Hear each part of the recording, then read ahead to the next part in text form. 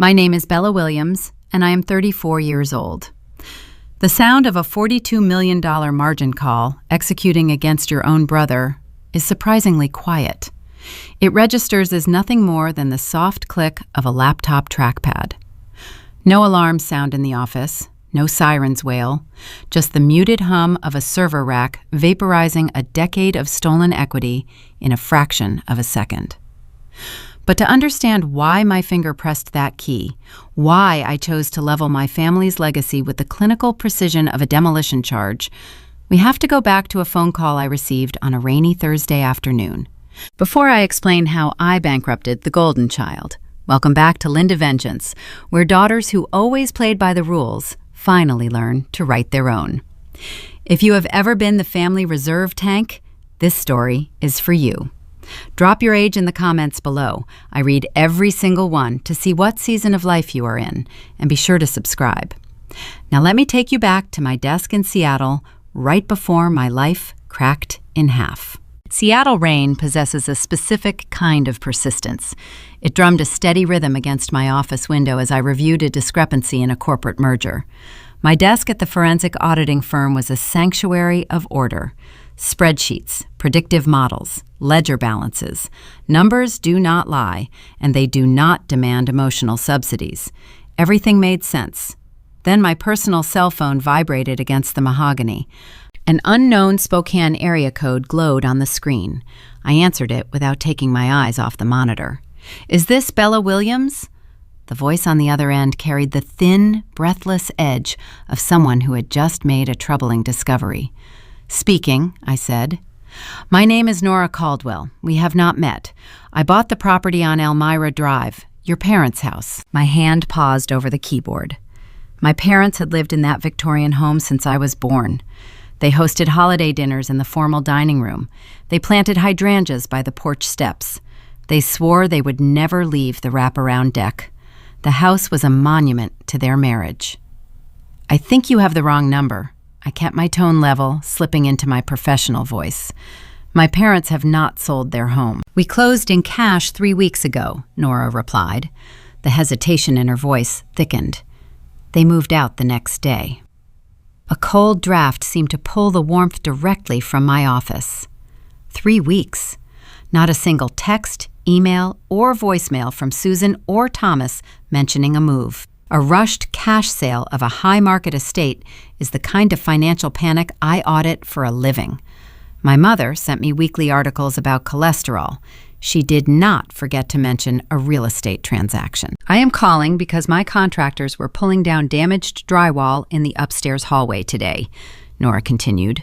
The words spilled out faster now. "They found a false cavity behind the studs. There was a steel lockbox tucked inside. Your name is etched into the lid." I stared at the blinking cursor on my monitor. The upstairs hallway, right outside my old childhood bedroom. My chest tightened. "I called your mother to ask if she wanted to retrieve it," Nora said. Her breath caught slightly. "She told me she did not care what it was. She ordered me to throw it in the incinerator and burn it." The drumming rain against the glass faded into a dull static in my ears. I looked at my own hands. My knuckles had gone white against the edge of the desk. Susan was a woman who kept every macaroni necklace I ever made. A woman who hoarded history. "Did you?" I asked. "No," Nora whispered. "Nobody tells a stranger to burn a locked box unless they are terrified of what is inside. You need to come get this. Now." My hands were shaking before she finished the sentence. Not from sorrow. The tremor came from the sharp realization that the people who raised me were harboring a secret large enough to abandon their history. I closed my laptop. The corporate ledger vanished into the black screen. The drive to Spokane would take 4 hours. I navigated the slick interstate with the radio off. The silence in the car allowed my auditing brain to categorize the variables. A sudden cash sale, an abandoned property, a burn order on a hidden box. These were not the actions of retirees looking to downsize. These were the actions of fugitives destroying a paper trail. The rain turned to a fine mist by the time I crossed the city limits. I turned onto Elmira Drive and parked across the street from the house I grew up in. The hydrangeas were gone, replaced by muddy tire tracks from contractor trucks. A large commercial dumpster sat in the driveway. The familiar green shutters were stripped bare. I stepped out of the car. The cold air bit at my face, but I barely felt it. I walked up the cracked concrete path, my heels echoing in the quiet neighborhood. The wraparound deck groaned under my weight, the same sound it made when I was a teenager sneaking out at night. I stood in front of the heavy wooden door. The old iron knocker my grandfather installed was gone. In its place was a shiny, fresh brass deadbolt, a clear boundary separating me from my own past. I raised my hand and knocked on the wood. I waited, listening to the heavy footsteps approaching from the other side. The door swung open and the smell of raw pine and drywall dust washed over me, hinting at the rot hidden beneath the surface. The woman standing in the doorway wiped drywall dust from her jeans. Nora Caldwell possessed a sharp, assessing gaze. She did not offer a polite smile. She simply stepped back and gestured for me to enter the hollowed shell of my childhood. I stepped over the threshold. The foyer smelled of exposed pine, damp earth, and industrial cleaner.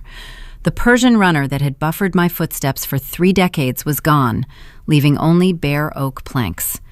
My eyes tracked a deep, jagged scratch gouged into the floorboards near the front window. It marked the exact spot where my upright piano used to sit. The scratch was a physical scar, a careless exit wound left by movers, dragging away the instrument I spent 10 years learning to play. My erasure from this space was not just abrupt, it was reckless. Nora led me into the kitchen. The custom cabinets my father used to brag about were stripped of their hardware. On the bare granite island sat a heavy, gray steel lockbox. I stopped the crew the moment they pulled it from the wall, Nora said. She kept her distance, leaning against the doorframe. Your mother sounded frantic on the phone. People do not usually panic over old photographs or report cards. I decided to track you down through the county property tax records. Your name was listed as a secondary contact on an old municipal filing. I ran my fingertips over the cold steel lid. The box belonged to my grandmother. How fast did this sale happen? I asked. Nora crossed her arms. 7 days from the viewing to the closing. I offered them 30% below asking price because the market is cooling, and I intend to gut the interior. Most sellers counter. Your parents accepted the low-ball offer in under an hour, provided I paid in cash and waived the standard 30-day escrow period. My auditing mind automatically began to structure a risk profile. You do not absorb a 30% loss on a premium real estate asset unless you are bleeding capital elsewhere. A rushed cash sale bypasses the scrutiny of traditional bank underwriters. It is a classic maneuver used to liquidate an asset before creditors can place a lien on it, or before a family member finds out. Did they say where they were going? I asked, keeping my focus on the latch of the box. They mentioned a luxury high-rise condo downtown, Nora said. They talked about concierge service and valet parking. They acted like they had just won the lottery. But they left the house looking like they fled a fire. A luxury condo. Susan and Thomas had always lived comfortably, but a downtown penthouse required serious liquidity. They traded a paid-off family estate for a high-overhead rental, taking a brutal financial haircut in the process. The math was entirely inverted. I placed my hands on the combination dial. I knew the sequence without thinking. The month and year my grandfather passed away. The internal gears clicked into place. I threw the heavy latch and lifted the lid. The scent of old, dry paper and faint lavender drifted into the dusty kitchen air. Inside, there were no photographs. There were no sentimental keepsakes. The box was packed tight with thick, cream-colored legal envelopes stamped with the embossed seal of a prominent Seattle estate attorney. I pulled the top envelope and slid my finger under the flap. The parchment was heavy, the typography dense and formal. It was the original 2014 trust ledger from my late grandmother. My mother had always told me my grandmother left the entire estate to my father, citing traditional family structures. I had never questioned it. I read the first page. Then I read the second. My grandmother was a shrewd, exacting woman who wore tailored suits and kept meticulous records. She had always harbored a quiet disdain for my father's financial carelessness. The document in my hands proved her final act was one of strategic protection. Upon her death, the property was placed into an irrevocable trust. 50% of the equity was assigned to my father. The remaining 50% was transferred directly to me. I traced the crisp black text with my index finger. I was not a prospective heir. I was the legal co-owner of the ground I was standing on. To sell this house, Susan and Thomas would have needed my physical presence at the closing table. They would have needed my government identification. They would have needed my notarized signature releasing my half of the equity into their accounts. I reached deeper into the steel box to move a stack of municipal tax receipts. My knuckles brushed against something hard and cylindrical. I pulled it out and held it up to the pale light filtering through the bare kitchen window. It was a vintage Mont Blanc fountain pen. The gold banding was slightly tarnished, and the nib was crusted with dried purple ink. My grandmother exclusively used custom-blended purple ink for all her correspondence. A cold wave of clarity washed over my skin. At my grandmother's funeral, Susan had stood by the casket clutching a crumpled tissue. She had delivered a tearful eulogy claiming this exact pen was her most treasured possession, a sacred memento she would keep on her nightstand forever to honor her mother-in-law's memory. The extended family had murmured their sympathies, touched by her devotion. Yet here, the pen was sealed inside a metal box, shoved into a dark wall cavity, and marked for incineration by the very woman who wept over it. The betrayal shifted in my chest, expanding from a financial crime into a psychological revelation. Susan had not just stolen from me. She had performed for an audience, weaponizing grief to mask her true nature. The woman who raised me was capable of a terrifying, calculated duality. I set the purple pen down on the granite island next to the trust ledger. I did not cry. My tears would not alter the past, and they certainly would not secure my future. 10 years of forensic auditing had trained me to view emotional devastation as a systemic failure. The only cure was data. If my parents executed a cash sale of a trust-protected asset without my presence, they had to bypass the title company's verification process. Title officers are notoriously paranoid. They check deeds against municipal records. They require secondary identification. The only way to circumvent that security protocol is to introduce a fraudulent document into the closing packet. A federal crime had occurred under this roof 3 weeks ago. I turned to Nora. She was watching me closely, reading the shift in my posture. "Do you have an active internet connection in here?" I asked. Nora pointed to a portable wireless router sitting on a folding chair in the living room. The contractors use it to pull blueprints. The password is taped to the bottom. I reached into my leather tote bag and pulled out my corporate laptop.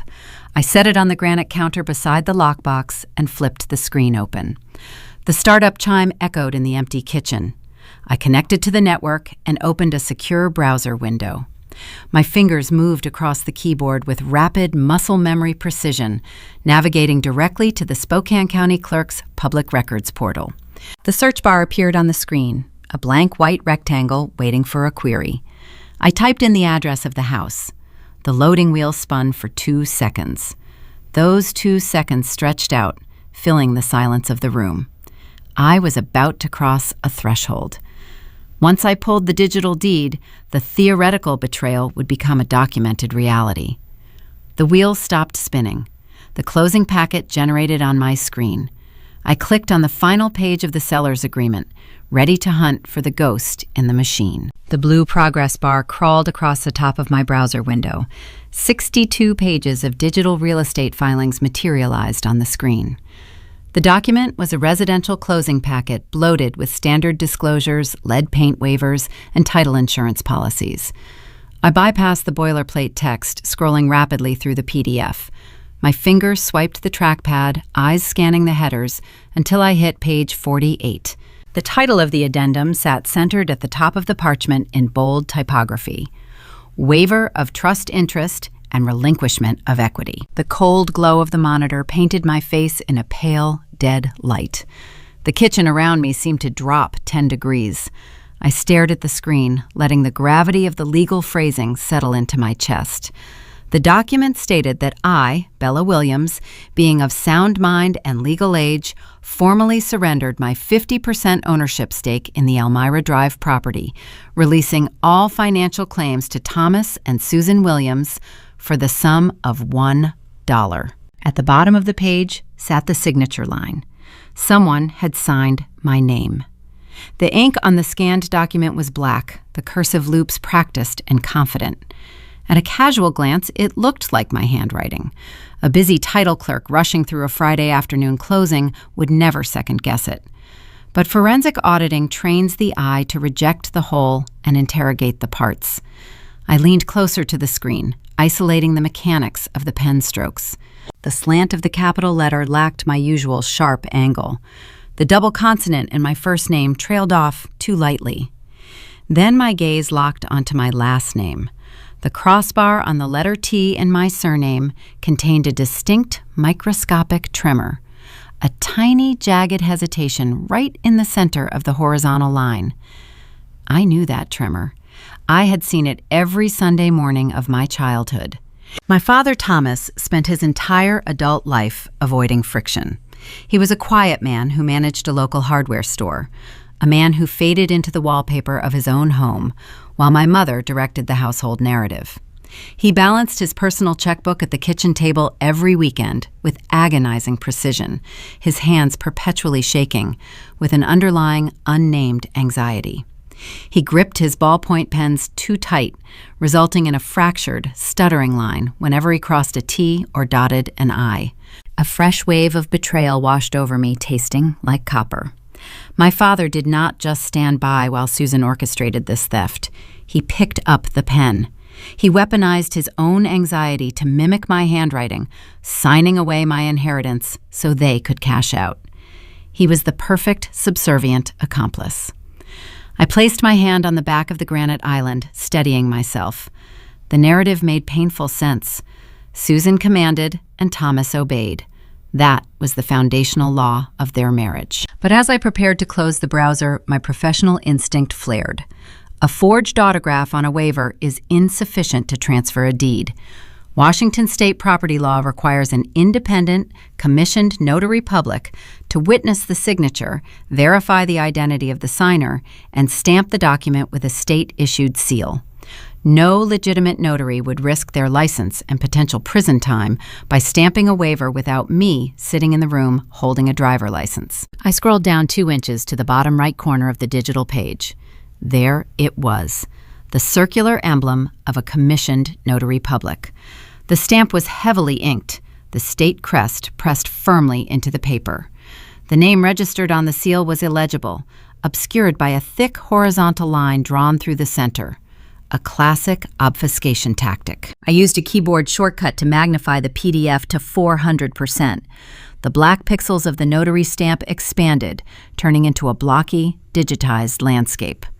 I scanned the outer border of the circle. Most of the ink was uniform, standard issue black. But on the lower left quadrant of the seal, the scanner had picked up a physical imperfection on the original paper. It was a tiny crescent-shaped smudge, a fingerprint, trailing away from the border of the stamp, and the scanner had captured the color perfectly.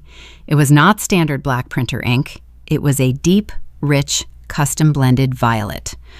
I slowly turned my head and looked at the vintage Mont Blanc fountain pen resting on the granite counter beside my laptop. The crusted pigment on the golden nib matched the smudge on the screen with devastating exactness. The puzzle pieces rapidly rearranged themselves in my mind, shifting the picture from a desperate parental crime into a highly coordinated conspiracy.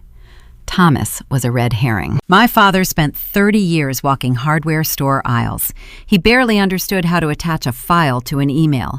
He possessed neither the legal acumen to draft a waiver of trust interest nor the audacity to fabricate a state-commissioned notary seal. He might have forged my name under Susan's direction, but he did not build the legal architecture required to bypass a municipal title search. Only one person in my family possessed that specific operational knowledge: Jessica. My older brother Liam had married Jessica 5 years ago. She presented herself as a pale blonde socialite who spent her afternoons at high-end fitness studios in Bellevue. But before she married into the golden child's inflated lifestyle, Jessica spent 7 years working as a senior corporate paralegal for a cutthroat commercial real estate firm in downtown Seattle. She knew every loophole in the county property code. She knew exactly how to expedite a deed transfer without triggering a municipal audit. The image crystallized in my head. They were all in the room together, Susan orchestrating the panic, Thomas shaking as he forged my name, Jessica providing the fake notary stamp, hastily setting it down on the desk, her finger accidentally brushing the wet violet ink from my grandmother's prized fountain pen that Susan had just used to sign the seller disclosures. They packed the pen and the original trust ledger into the lockbox, shoved it behind the drywall, and assumed the evidence would rot in the dark. This was not a simple case of parents drowning in debt and making a desperate choice. This was a tactical strike. My brother and his wife needed capital, and my parents served me up as the collateral. I closed the laptop. The screen went black, plunging the kitchen back into the gray afternoon shadows. Nora Caldwell watched me from the doorway. She had not spoken a word for 10 minutes. She recognized the silence of a person whose entire reality had just been rewritten. "Did you find what you were looking for?" Nora asked gently. "I found the people who belong in federal custody," I replied. My voice did not shake. The trembling in my hands had vanished, replaced by a cold, operational calm. I needed an address. The county tax reassessment forms I had bypassed earlier contained the forwarding contact information for the sellers. I opened the laptop again, retrieved the document, and memorized the phone number and the new street address listed for Susan and Thomas Williams, a luxury high-rise complex in the center of the city. I pulled my cell phone from my coat pocket. I typed the 10 digits into the keypad. The phone rang once, twice. The sound echoed in the empty, stripped house, a digital pulse bouncing off bare walls and exposed floorboards. On the third ring, the line connected. "Hello?" The voice was bright, melodic, and wrapped in an artificial sugary warmth. It was the voice Susan reserved for hosting garden parties and charming bank tellers. The voice of a woman who believed her secrets were safely buried behind a wall that had just been torn down. I took a slow breath, preparing to cross the boundary. I hung up the phone without saying another word to Nora Caldwell. I did not need to hear my mother perform her innocent routine over a cellular connection. I needed to see her face when I presented the ledger. I left the new owner standing in the empty shell of my childhood, packed my laptop into my tote bag, and drove toward the downtown skyline. The address listed on the county tax reassessment belonged to a sleek glass tower overlooking the Spokane River. It was the kind of building that required a key fob just to operate the elevator, a vertical fortress of modern wealth. I bypassed the valet stand, parking 2 blocks away in a public municipal garage to give my mind time to cool into a hardened operational state. The lobby smelled of imported citrus and polished limestone. A uniformed concierge directed me to the 14th floor with a crisp nod. The elevator ride was silent, a smooth ascent into a tax bracket my parents could never legitimately afford on a hardware store manager's salary. I knocked on the heavy oak door of Unit 1402. Susan opened it. She wore a cashmere cardigan and a perfectly tailored neutral skirt, looking like an advertisement for an affluent retirement. Her smile was a reflex, bright and accommodating, until her eyes registered my face standing in the hallway. For a fraction of a second, the mask slipped. The muscles around her jaw went rigid. Then the practiced warmth flooded back in, coating her panic in a thick layer of maternal sweetness. "Bella, sweetheart," she said, her voice a pitch too high, echoing slightly in the corridor. "We were just talking about calling you. Come in, let me take your coat. It is raining so hard out there." I stepped past her without returning the greeting. The condo was a sprawling expanse of floor-to-ceiling windows, wide plank white oak floors, and minimalist staging. It looked like a rendering in an architectural magazine, entirely devoid of history. There were no family photos on the walls. None of the antique furniture they had spent decades collecting made the transition to this sterile space. As I walked down the entry corridor, a glint of polished metal caught my eye. Resting on a narrow, modern console table was a thick leather keychain bearing the unmistakable crest of a Porsche. Beneath the table, leaning casually against the stark white baseboard, sat a set of custom-fitted titanium golf clubs. The leather bag still had the factory tags attached to the handle. My parents shared a sensible 10-year-old sedan. Neither of them played golf. My father considered country clubs a waste of Sunday afternoons. The stolen equity had already been converted into high-yield recreational toys. The math clicked into place, locking another piece of the puzzle onto the board. I continued walking until I reached the open concept kitchen. Thomas stood by the stainless steel sink, rinsing a coffee mug. His shoulders were hunched, his posture broadcasting a deep structural guilt. He glanced at me, and his eyes immediately dropped to the floor. He focused intensely on the running water, refusing to look up. I dropped my leather tote bag onto a sprawling marble island. I unzipped the main compartment and pulled out a manila folder.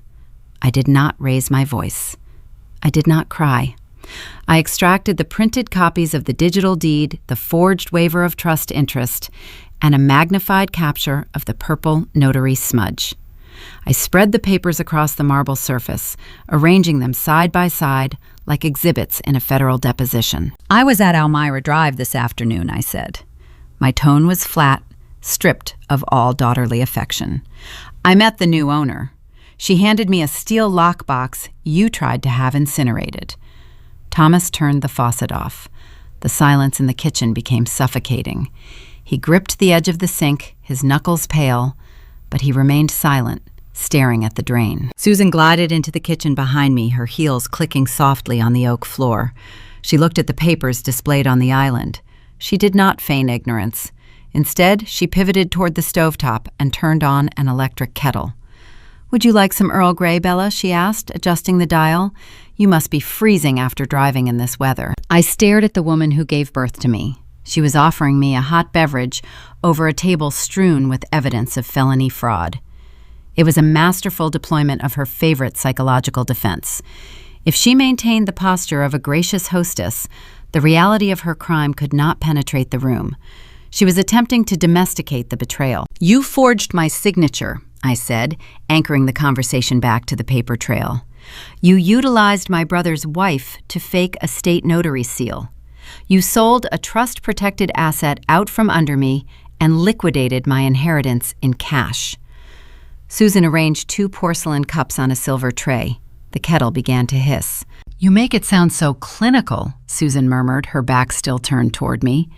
"You always do that, Bella. You view everything through those rigid accounting spreadsheets. You never look at the human element of a situation." She poured the hot water, the steam rising between us. She carried the tray to the island and set it down next to the forged waiver. She looked up at me, her eyes brimming with calculated defensive tears. "We were drowning," she whispered, laying her hand flat over her chest. "The taxes on that old house were climbing. The maintenance was suffocating us. Your father's health is not what it used to be. We needed a lifeline, and you were always so busy with your career in Seattle. We did not want to burden you with our failures. We made a difficult choice to survive." It was a flawless performance. The trembling lip, the invocation of my father's vague health issues, the subtle guilt trip implying my professional ambition made me unapproachable. A younger version of me would have internalized that guilt. I would have reached across the marble and held her hand, offering to fix whatever mess they found themselves in. But I was looking at the titanium golf clubs in the hallway. "People who are drowning do not rent penthouse apartments," I replied, my voice dropping an octave. "They do not leave brand new Porsche keys on the entryway table." The cash from Elmira Drive did not pay for a lifeline. It paid for luxury. Thomas finally turned around. His face was gray, the lines around his mouth deeply etched. "Bella, please," he said, his voice a dry rasp. "Do not push this. You do not understand the pressure we were under. The money is gone." $850,000 does not vanish in 3 weeks, Dad, I stated, tapping the closing document. "Where is the capital?" Susan stiffened. The maternal warmth evaporated, replaced by a cold, territorial glare. The performance was over. Before she could answer, the electronic chime of the front door echoed through the condo. The heavy oak door swung open, carrying the sound of laughter and the rustle of expensive shopping bags. Footsteps moved down the hallway, bypassing the console table. "Mom, the valet scratched the rim on the Cayenne," a male voice called out, dripping with casual entitlement. "You need to have management fire that kid. It is unacceptable." My older brother strolled into the kitchen, tossing a bespoke leather jacket onto a bar stool. Liam had always been the center of our family's solar system. He possessed a charismatic, effortless charm that allowed him to glide through life, leaving a trail of financial wreckage our parents always scrambled to clean up. Trailing right behind him was Jessica. Her pale blonde hair was styled in flawless, expensive waves. She carried a designer handbag and wore the serene, untouchable expression of a woman who had never faced a consequence she could not buy her way out of. They froze when they saw me standing at the island. Liam's eyes darted from my face to the spread of legal documents on the marble counter. The casual arrogance drained from his posture. Jessica's gaze locked onto the magnified image of the purple notary seal. I watched her throat swallow hard, a tiny, involuntary flinch of recognition. The truth hung in the air, dense and undeniable. My parents did not sell my childhood home to save themselves. They burned my past to fund the golden child's future. Liam broke the silence first. He did not freeze with guilt or turn pale like our father. He possessed the specific arrogance of a man who had never been told no. He strolled forward, leaving his bespoke leather jacket draped over the bar stool, and picked up the magnified scan of the purple notary seal. He examined the image for a few seconds, let out a short, dismissive breath, and tossed the paper back onto the marble island. "So you found the paperwork," Liam said. He walked past me, opening the stainless steel refrigerator to retrieve a bottle of sparkling water. "I told Mom we should have used a professional document shredder, but she insisted on hiding it in the walls like a squirrel burying nuts." He unscrewed the cap, the carbonation hissing into the quiet kitchen. He leaned against the counter, crossing his ankles. For the past 6 years, Liam had run a company called Apex Logistics. It was a boutique supply chain startup headquartered in a premium Bellevue office park. According to his holiday dinner speeches, Apex was always exactly 6 months away from a multi-million-dollar acquisition by a major shipping conglomerate. He secured seed funding, burned through 2 rounds of angel investments, and hosted lavish corporate retreats. Yet the acquisition never materialized. His entire business model consisted of projecting an image of success while quietly bleeding capital. "You liquidated $500,000 of my equity," I stated. My voice remained even, stripped of all emotion. "You committed wire fraud and forgery." Liam took a sip of his water. "Do not use those dramatic corporate compliance terms in this house, Bella. We are family." Apex hit a severe liquidity snag last month. One of our primary institutional backers pulled their funding during a market dip. We faced an immediate, catastrophic margin call on our commercial loans. If I did not inject cash within 48 hours, the creditors were going to seize the company, freeze my personal assets, and lock us out of our own lives. He gestured broadly around the pristine penthouse. Mom and Dad saw the bigger picture. They understood that a family pools its resources during a stress test. We performed a capital reallocation. That is all this was, a bridge loan to keep the ship afloat. "A bridge loan requires the consent of the lender," I replied, holding his gaze. "You stole the house my grandfather built to cover your bad bets." Jessica stepped up to the island, positioning herself shoulder to shoulder with Liam. She did not look at the forged waiver.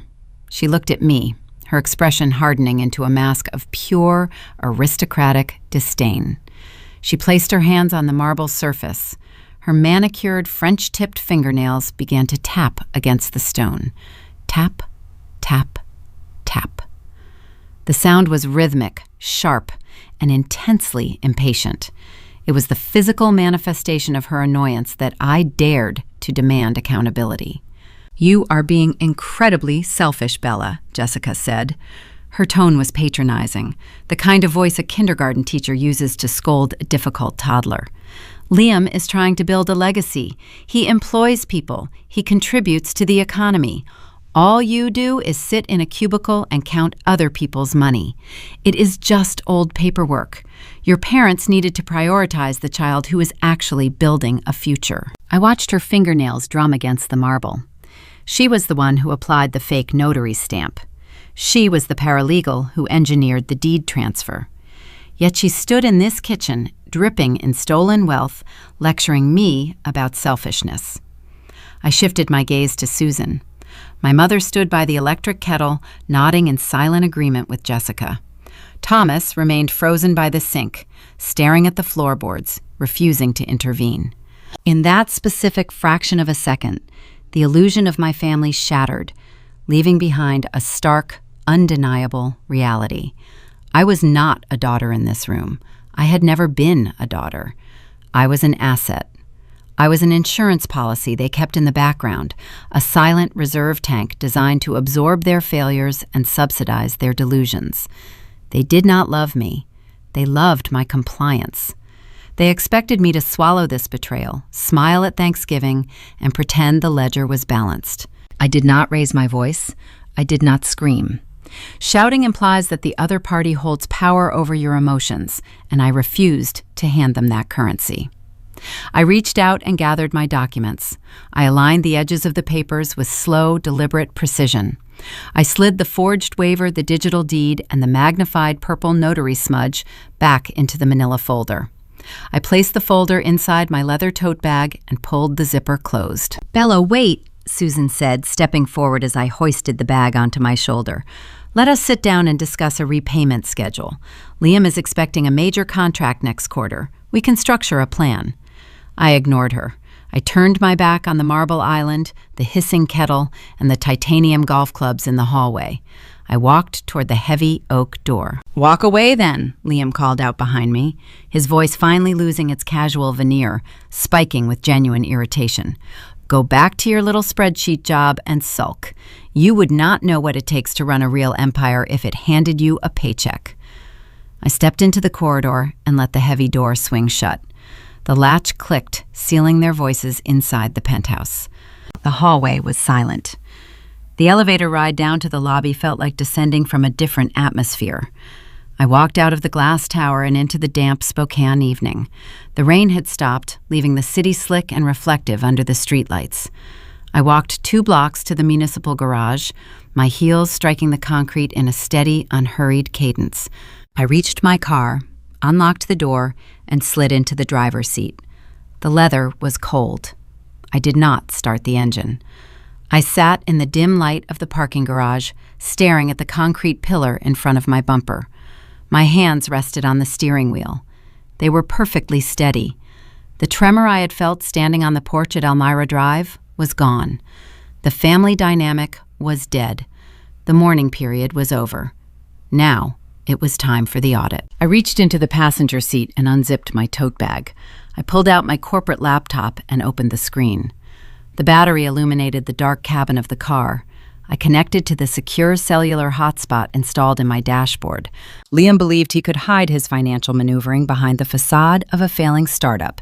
He thought his corporate debts justified the theft of my legacy. But men who steal from their families to cover margin calls rarely maintain pristine accounting books. Embezzlement leaves a digital footprint. Wire fraud casts a long, measurable shadow. I bypassed my standard workstation dashboard and opened the proprietary forensic software my firm utilized for federal investigations. The screen turned black, glowing with lines of encrypted code. I pulled up the Washington State Department of Revenue database. A search field blinked in the center of my screen, waiting for an input. I did not search for my parents. They were just pawns in this structure. I typed the words Apex Logistics into the query bar. The system pulled the corporate registration records, populating the screen with filing dates, registered agents, and operating licenses. I located the 9-digit federal employer identification number assigned to my brother's company. I highlighted the tax ID, copied the sequence, and pasted it directly into my forensic tracking algorithm. I hit enter. The software began to crawl through public ledgers, corporate filings, and commercial loan registries.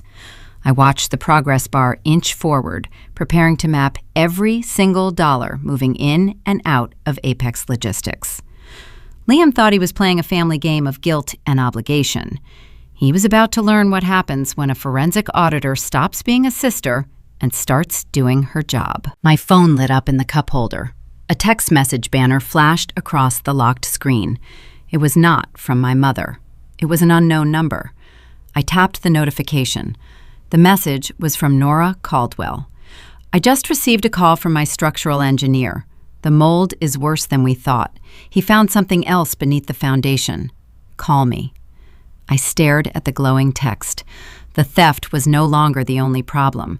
The house itself was rotting from the inside out. I tapped the glowing notification on the screen of my phone. The interior of my car was dark, illuminated only by the sterile blue light of the dashboard and the laptop resting on the passenger seat. My forensic software was still crawling through my brother's corporate tax records, but that hunt would have to wait. I pressed the call button and routed the audio through the vehicle Bluetooth system. The line rang twice before Nora answered. "I am still parked in a downtown garage," I said, keeping my voice low and measured. "Tell me exactly what your contractor found under the foundation." A heavy silence filled the cabin of my car. When Nora finally spoke, her voice had lost the frantic edge from earlier this afternoon. It was replaced by a clinical, detached precision. "I did not hire a contractor to inspect the foundation, Bella," Nora said. "I went down into the crawl space myself with a moisture meter and a flashlight. The entire western quadrant of the subfloor is compromised. The load-bearing joists are crumbling like damp graham crackers, and the insulation is coated in a thick layer of toxic black mold, Stachybotrys chartarum. It has been growing there for at least 5 years. I stared through the windshield at the concrete pillar in front of my bumper. A standard home inspection would have caught that level of decay in 10 minutes. "You bought a 50-year-old Victorian estate in cash without an inspection contingency," I replied. "You took a 30% discount to close in 7 days. You assumed the risk." "I did not assume anything," Nora countered smoothly. "You think I am just a naive buyer who got taken advantage of by a couple of desperate retirees? I am a licensed commercial structural engineer. I spend 40 hours a week assessing compromised foundations for high-density high-rises in downtown Seattle. I know what rot looks like. More importantly, I know what it smells like when someone tries to cover it up." The revelation shifted the entire dynamic of the conversation. I was no longer speaking to an innocent victim. I was speaking to a fellow professional, someone who analyzed risk and structure just as coldly as I analyzed ledgers and tax codes. "During the initial walkthrough, your mother shadowed me through every room," Nora continued. "She kept spraying a lavender room freshener. She claimed she loved the scent, but she was concentrating it near the floor vents. I noticed fresh drywall patches in the basement ceiling. I saw the subtle bowing in the hardwood floors near the kitchen. I knew the house was failing. I knew they were hiding it." My mind began to race, aligning this new data with the timeline of my parents' sudden relocation. "If you knew the foundation was compromised, why did you buy it?" A heavy, exhausted sigh echoed through the car speakers. It was the sound of a woman who did not enjoy her own pragmatism, but relied upon it to survive in a cutthroat industry. "Because Washington state real estate law requires all sellers to fill out a Form 17 disclosure statement," Nora explained. "It is a legally binding document. Section 4 specifically asks about environmental hazards, water damage, and structural defects. Your parents checked the box marked no for every single category. They lied on a state document to push the sale across the finish line." The trap snapped shut in my mind with terrifying clarity. Nora Caldwell had not walked into a bad deal. She had engineered a flawless legal snare. "You waived the inspection to give them a false sense of security," I said, tracing the architecture of her plan. "You knew they were panicked. You knew they needed liquidity fast. By offering cash and waiving your right to inspect, you handed them the rope. And by lying on the Form 17 disclosure, they tied the noose themselves." "Business is business," Nora said, her tone unapologetic. "The house sits on a double lot in a premium zoning district. The dirt alone is worth what I paid. But the repair costs for the foundation and the mold remediation will exceed $200,000. I cannot absorb that overhead on a flip. So you are going after them for the damages, I concluded. I had a courier deliver the paperwork an hour ago, Nora confirmed. I officially filed a lawsuit against Thomas and Susan Williams for fraudulent concealment, breach of contract, and intentional misrepresentation. My attorneys are seeking full compensation for the repairs, plus punitive damages and legal fees. I did not want to destroy an elderly couple. I really did not. But they tried to dump a toxic asset onto a stranger to save themselves. They left me no choice. I disconnected the call. The silence returned to the car heavy and suffocating. My parents had spent their entire lives projecting an image of unblemished suburban respectability. They attended charity galas. They hosted neighborhood associations. They believed their pristine reputation made them untouchable. But their desperate greed to save Liam had blinded them to the predators circling the real estate market. They thought they were outsmarting a buyer, but they had handed the keys to a structural engineer who specialized in dismantling failing architecture. A two-front war had just been declared. On one side, my parents were facing the criminal implications of forging my signature on a trust waiver. On the other side, they were now buried under a catastrophic civil lawsuit for fraudulent concealment. The most devastating variable in this equation was the capital. If Nora sued them for $200,000, my parents had no way to pay a settlement. They did not have the cash. The $850,000 from the sale of the Elmira Drive house was gone. It had already been absorbed into the bottomless pit of Liam's failing logistics company. It paid for his Porsche. It paid for his titanium golf clubs. It covered his margin call. Susan and Thomas were trapped in a luxury rental penthouse completely devoid of liquid assets, staring down a legal crisis that would drain whatever minimal retirement savings they had left. I leaned my head back against the leather headrest. A strange, bitter sense of irony settled over me. My mother and father had orchestrated a felony to protect their golden child, and their reward was total financial annihilation. The screen of my laptop chimed. The forensic algorithm had finished processing the initial batch of tax ID queries for Apex Logistics. Data packets began cascading down the monitor, red flags popping up next to offshore wire transfers and shell company registrations.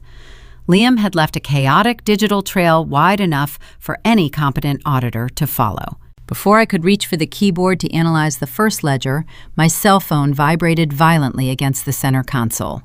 The caller ID flashed brightly in the dim cabin. Aunt Diane. Diane was my father's older sister. She was a woman who treated family loyalty like a mafia oath. She spearheaded the holiday planning, monitored everyone's social calendars, and acted as the undisputed enforcer for the Williams family network. If there was a conflict, Diane deployed passive-aggressive guilt with tactical precision. I ignored the call, let it go to voicemail. 10 seconds later, a text message alert chimed. I picked up the device and opened the notification. The text was a single, demanding paragraph. Bella, your mother just called me in tears. She is hyperventilating. Some predatory buyer is trying to sue them for a ridiculous sum of money over a little bit of water damage. Your parents are elderly, and they are terrified. Liam is organizing an emergency family meeting at the country club tomorrow morning at 9. You are expected to be there. We need your financial expertise to fix this.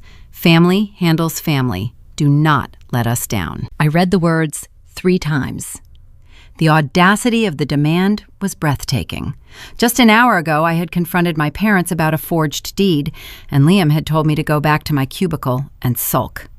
Now faced with a legitimate external threat that required actual intellectual capital, the family machine was trying to pull me back into the fold. They wanted the little nurse back on duty. They expected the reserve tank to start pumping. I set the phone down on the passenger seat next to the laptop. I did not type a reply. I started the engine, pulling out of the dark municipal garage and merging onto the wet streets of downtown Spokane. I would attend their emergency meeting tomorrow morning, but I would not be arriving with a rescue plan. I was bringing a shovel. The Cedar Ridge Country Club sat nestled in a manicured valley just outside the Spokane city limits. It was a sprawling estate of Tudor architecture, rolling green fairways, and quiet generational wealth. Liam held a platinum membership here. He often boasted about the networking opportunities the club provided his logistics startup. I knew the truth. My stolen equity had likely paid his annual dues. I parked my practical sedan between a row of imported luxury SUVs. Before I even turned off the ignition, my cell phone vibrated against the center console.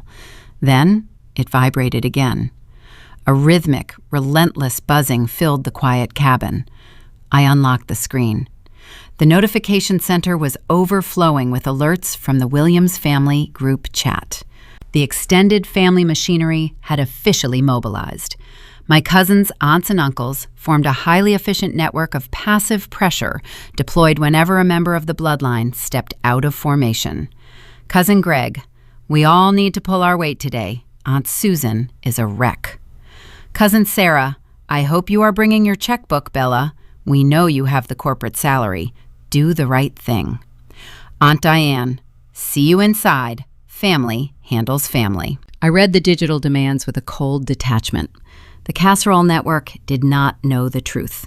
They only knew the narrative Susan had tearfully spun for them over the phone. To the extended family, my parents were innocent victims of a predatory real estate buyer, and I was the wealthy, ungrateful daughter holding out on a rescue. They designed the group chat to shame me into compliance before I even walked through the front doors.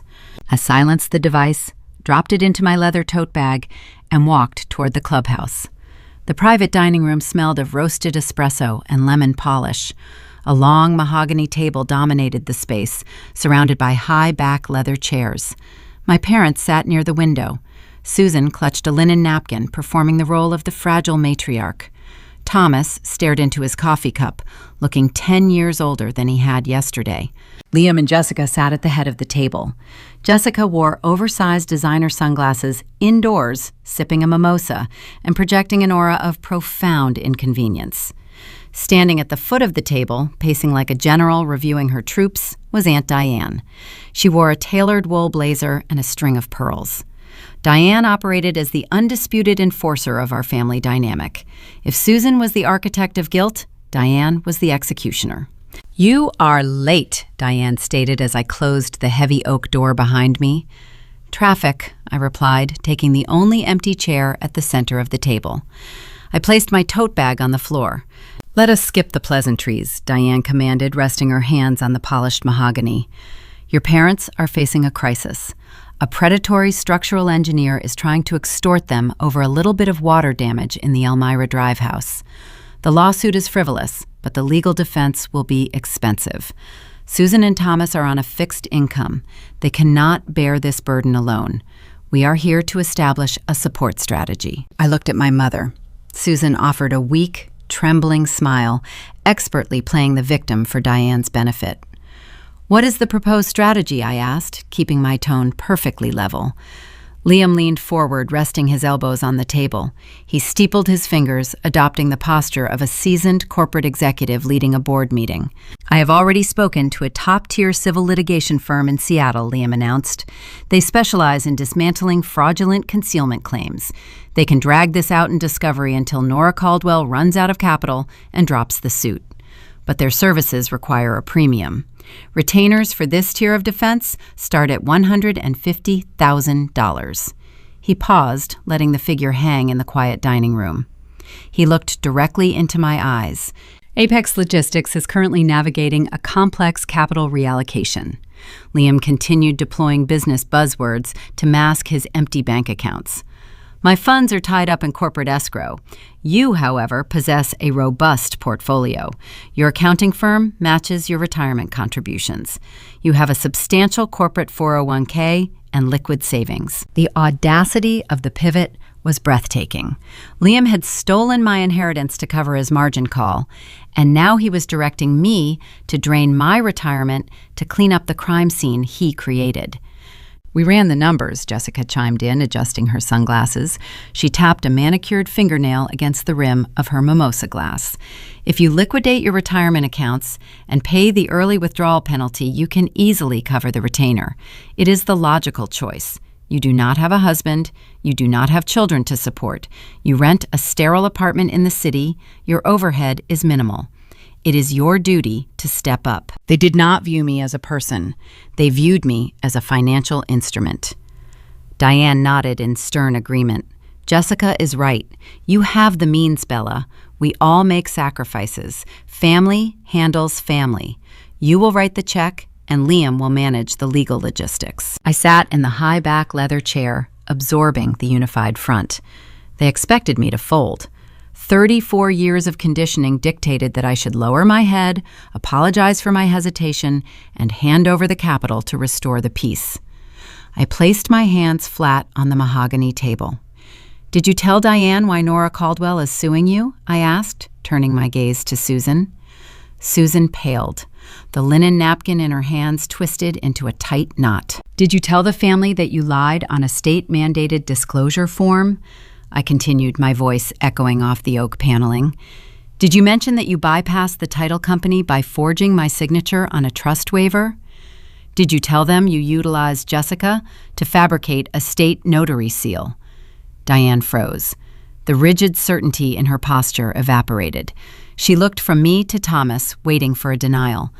Thomas closed his eyes and sank deeper into his chair. I will not liquidate my retirement, I stated, delivering the verdict with clinical finality. I will not write a single check to defend the individuals who orchestrated a felony to steal my legacy. You built this trap. You can sit in it. The dining room descended into a suffocating silence. Diane opened her mouth to speak, but the words failed to materialize. The enforcer had lost her script. Liam realized the guilt trip had failed. The golden child facade dissolved. His charismatic features hardened, pulling tight across his jawline. The entitlement vanished, replaced by something dark and venomous. He pushed his chair back, the wooden legs scraping harshly against the floorboards. He stood up and leaned across the wide mahogany table, invading my physical space. His voice dropped to a low, serrated whisper, designed to ensure only I could hear the exact parameters of the threat. You think you hold all the leverage because you sit in a pristine office auditing other people? Liam sneered. You think your little corporate career makes you untouchable. You are wrong. I did not break eye contact. I waited. Last tax season, you gave me the login credentials to your firm's proprietary client portal so I could upload my personal returns, Liam whispered, his eyes locking onto mine. I did not just upload my personal returns. I ran the entire Apex Logistics corporate ledger through your secure employee gateway. I routed 3 years of my company taxes through your specific IP address. A cold spike of adrenaline pierced my chest. If you do not wire that retainer fee to the defense firm by Friday, Liam continued, his smile turning cruel, I will submit an anonymous ethics complaint directly to the Federal Securities and Exchange Commission.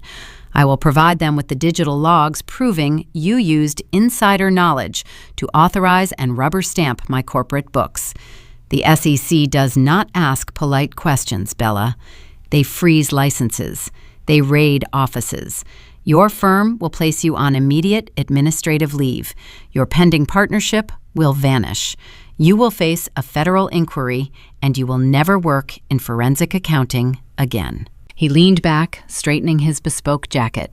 You have 48 hours to liquidate that 401k, Liam said aloud, returning to his normal speaking volume. We will expect the wire transfer confirmation by Friday morning. He turned on his heel and walked out of the private dining room, with Jessica trailing closely behind him. The minor conflict of a family dispute had just detonated into a direct, calculated attack on my freedom and my livelihood. Liam had framed me. He had weaponized my own profession against me, building a digital paper trail designed to destroy my life if I ever refused his demands. I picked up my leather tote bag. The family machine thought they had backed me into an inescapable corner. They forgot one crucial variable. I was the auditor, and I was about to go hunting. The heavy oak door clicked shut, sealing the echo of Liam's footsteps in the corridor. The private dining room of the Cedar Ridge Country Club settled into a thick, ringing silence.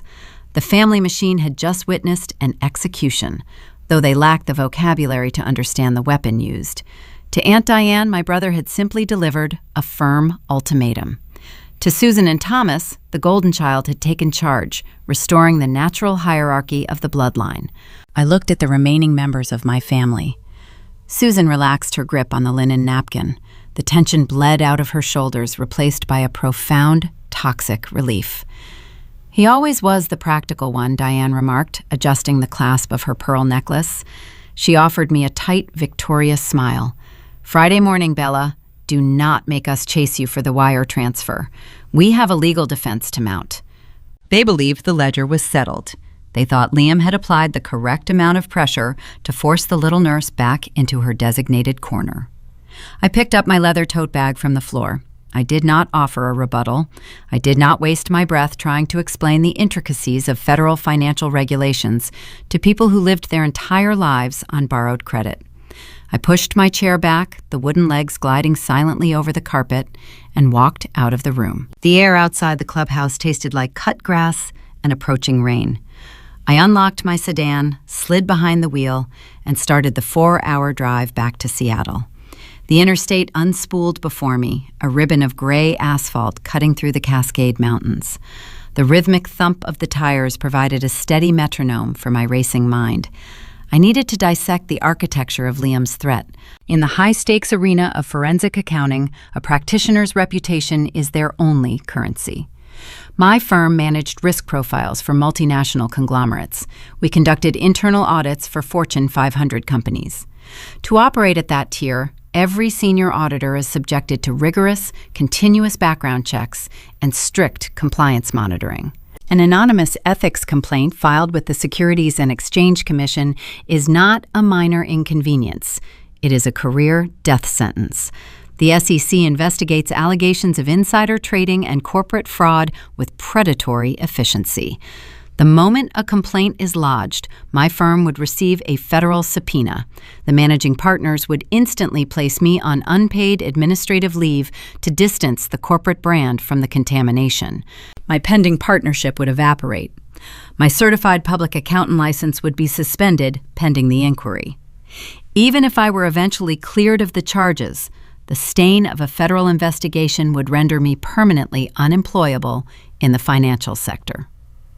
Liam knew exactly what he was targeting. He was not just threatening my bank account. He was threatening the entire identity I had built to escape the suffocating orbit of my parents. The sun dipped below the tree line, plunging the mountain pass into shadows. I reviewed the technical mechanics of his claim. Last April, during the peak of tax season, Liam had complained about the cost of hiring a private accountant for his logistics startup.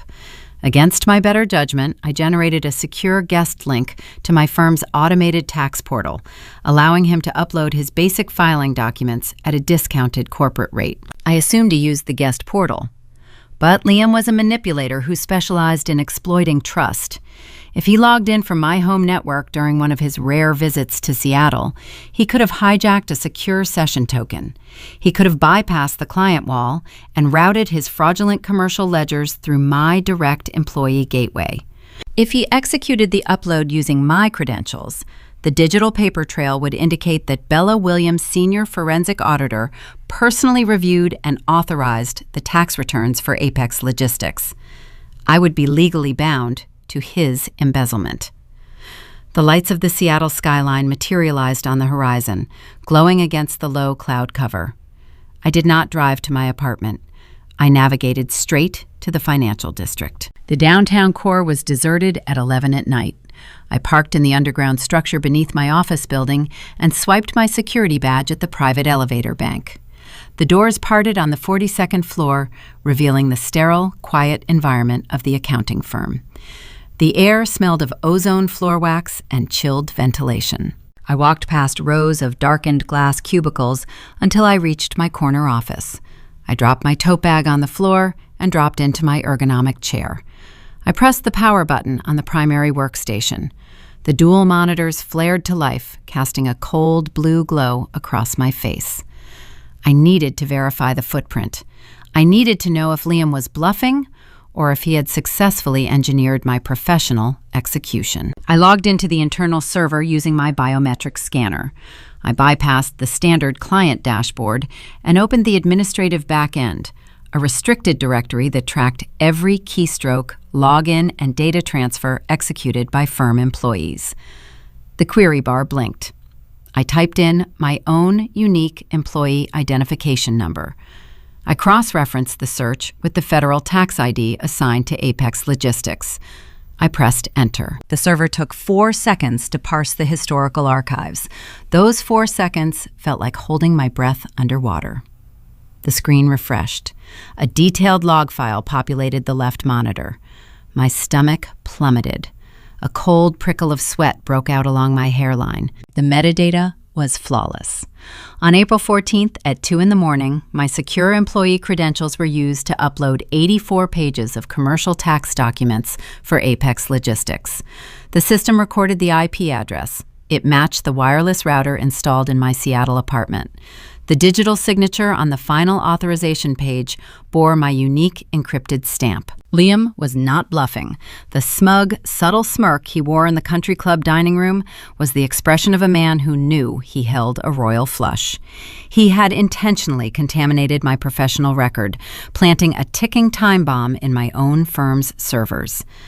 I leaned forward, resting my elbows on the mahogany desk, and buried my face in my hands. The trap was a masterpiece of manipulative engineering. If I went to the authorities now and reported the forged deed from the Elmira Drive house, Liam would instantly retaliate by submitting the SEC complaint. The federal investigators would pull these exact server logs. They would see that I authorized his fraudulent taxes months ago. My attempt to report the house theft would look like a desperate cover-up by a complicit auditor trying to throw her brother under the bus to save herself. If I surrendered and liquidated my retirement accounts to pay the ransom, the nightmare would not end. Paying the retainer fee would establish a pattern of financial complicity. Liam would know I was broken. He would use the SEC threat to bleed me dry for the rest of my life, demanding capital every time his logistics company faced a deficit. I was officially under fire, backed into a corner with no safe exit. The minor conflict of family drama had morphed into a cage of federal liability. I dropped my hands and stared at the glowing monitors. The silence of the empty office pressed against my eardrums. My parents and my brother had spent decades assuming my compliance was a permanent resource. They believed my analytical mind was only useful for fixing their mistakes, never realizing that the same skills could be utilized to dismantle their architecture. I could not play defense. A defensive posture would only delay my eventual ruin. To survive this, I had to stop acting like a sister trying to protect her family. I had to become the predator they created. I reached for the keyboard. My fingers hovered over the keys, the operational calm returning to my nervous system. I closed the administrative backend and opened a new, highly encrypted search protocol. I was going to follow the money, and I was not going to stop until I found the grave Liam dug for himself. The morning light over the Seattle skyline arrived in shades of bruised purple and pale gray. I had not slept.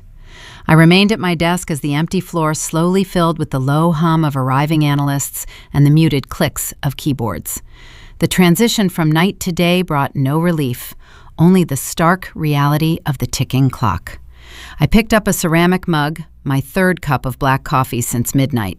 Beneath the cup, a perfect ring of condensation remained on the mahogany desk, the moisture soaking into the polished grain. It formed a small, unyielding circle of water damage. It was a fitting metaphor for the current state of my existence, a slow, silent rot eating away at a pristine surface. The digital display on my desktop phone flashed. The incoming caller identification showed the extension for Gregory Pierce, the managing partner overseeing internal compliance for the firm.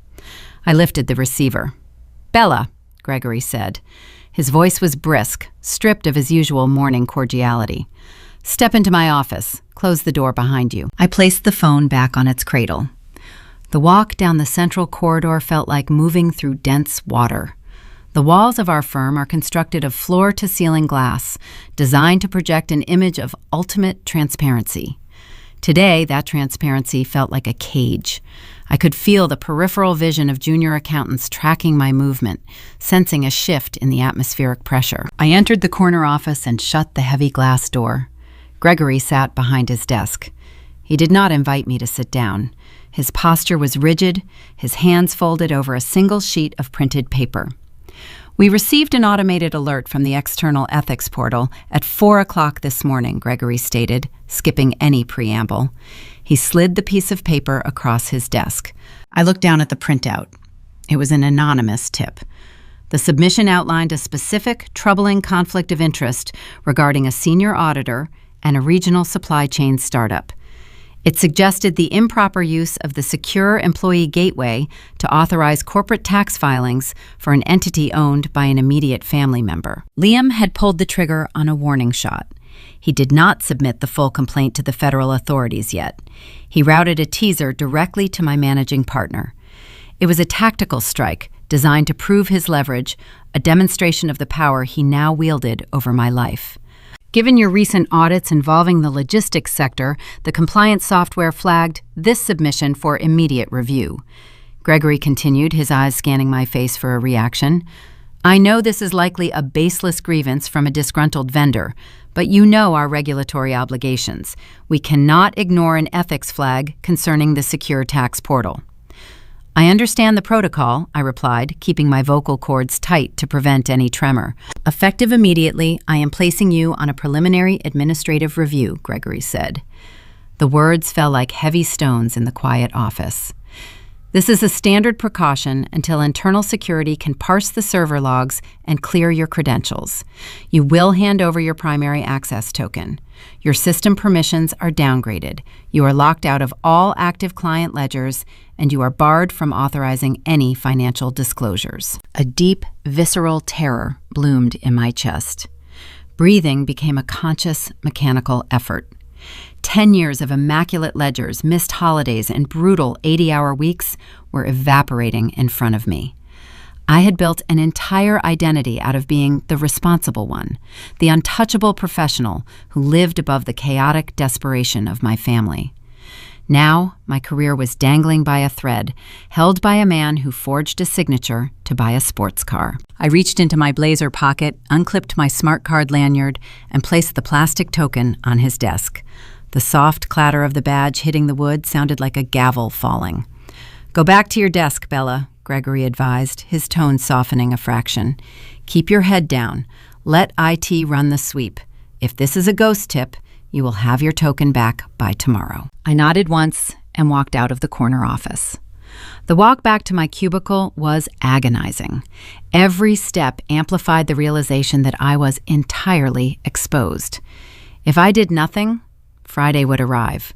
Liam would demand the wire transfer from my retirement account. If I paid the ransom, I would establish a verifiable pattern of financial complicity. I would become his permanent hostage, forced to bleed my savings every time his fake logistics empire faced a deficit.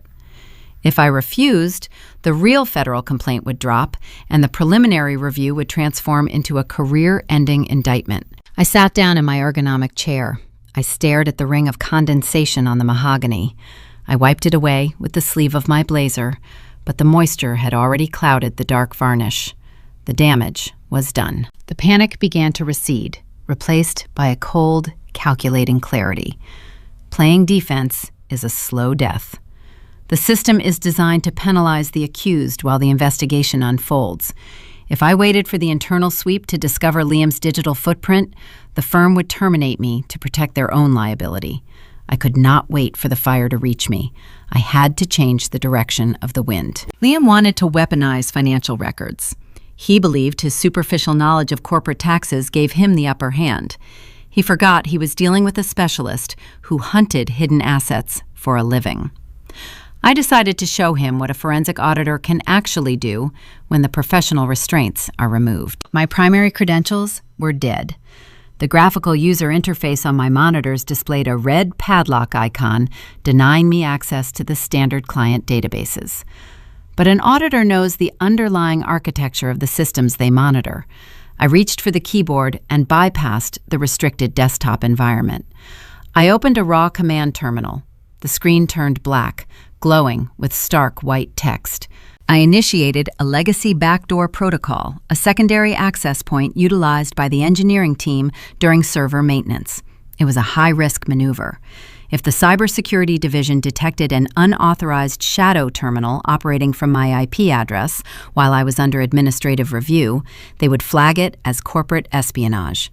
It was a termination offense. I typed the execution commands, my fingers flying across the keys with desperate precision.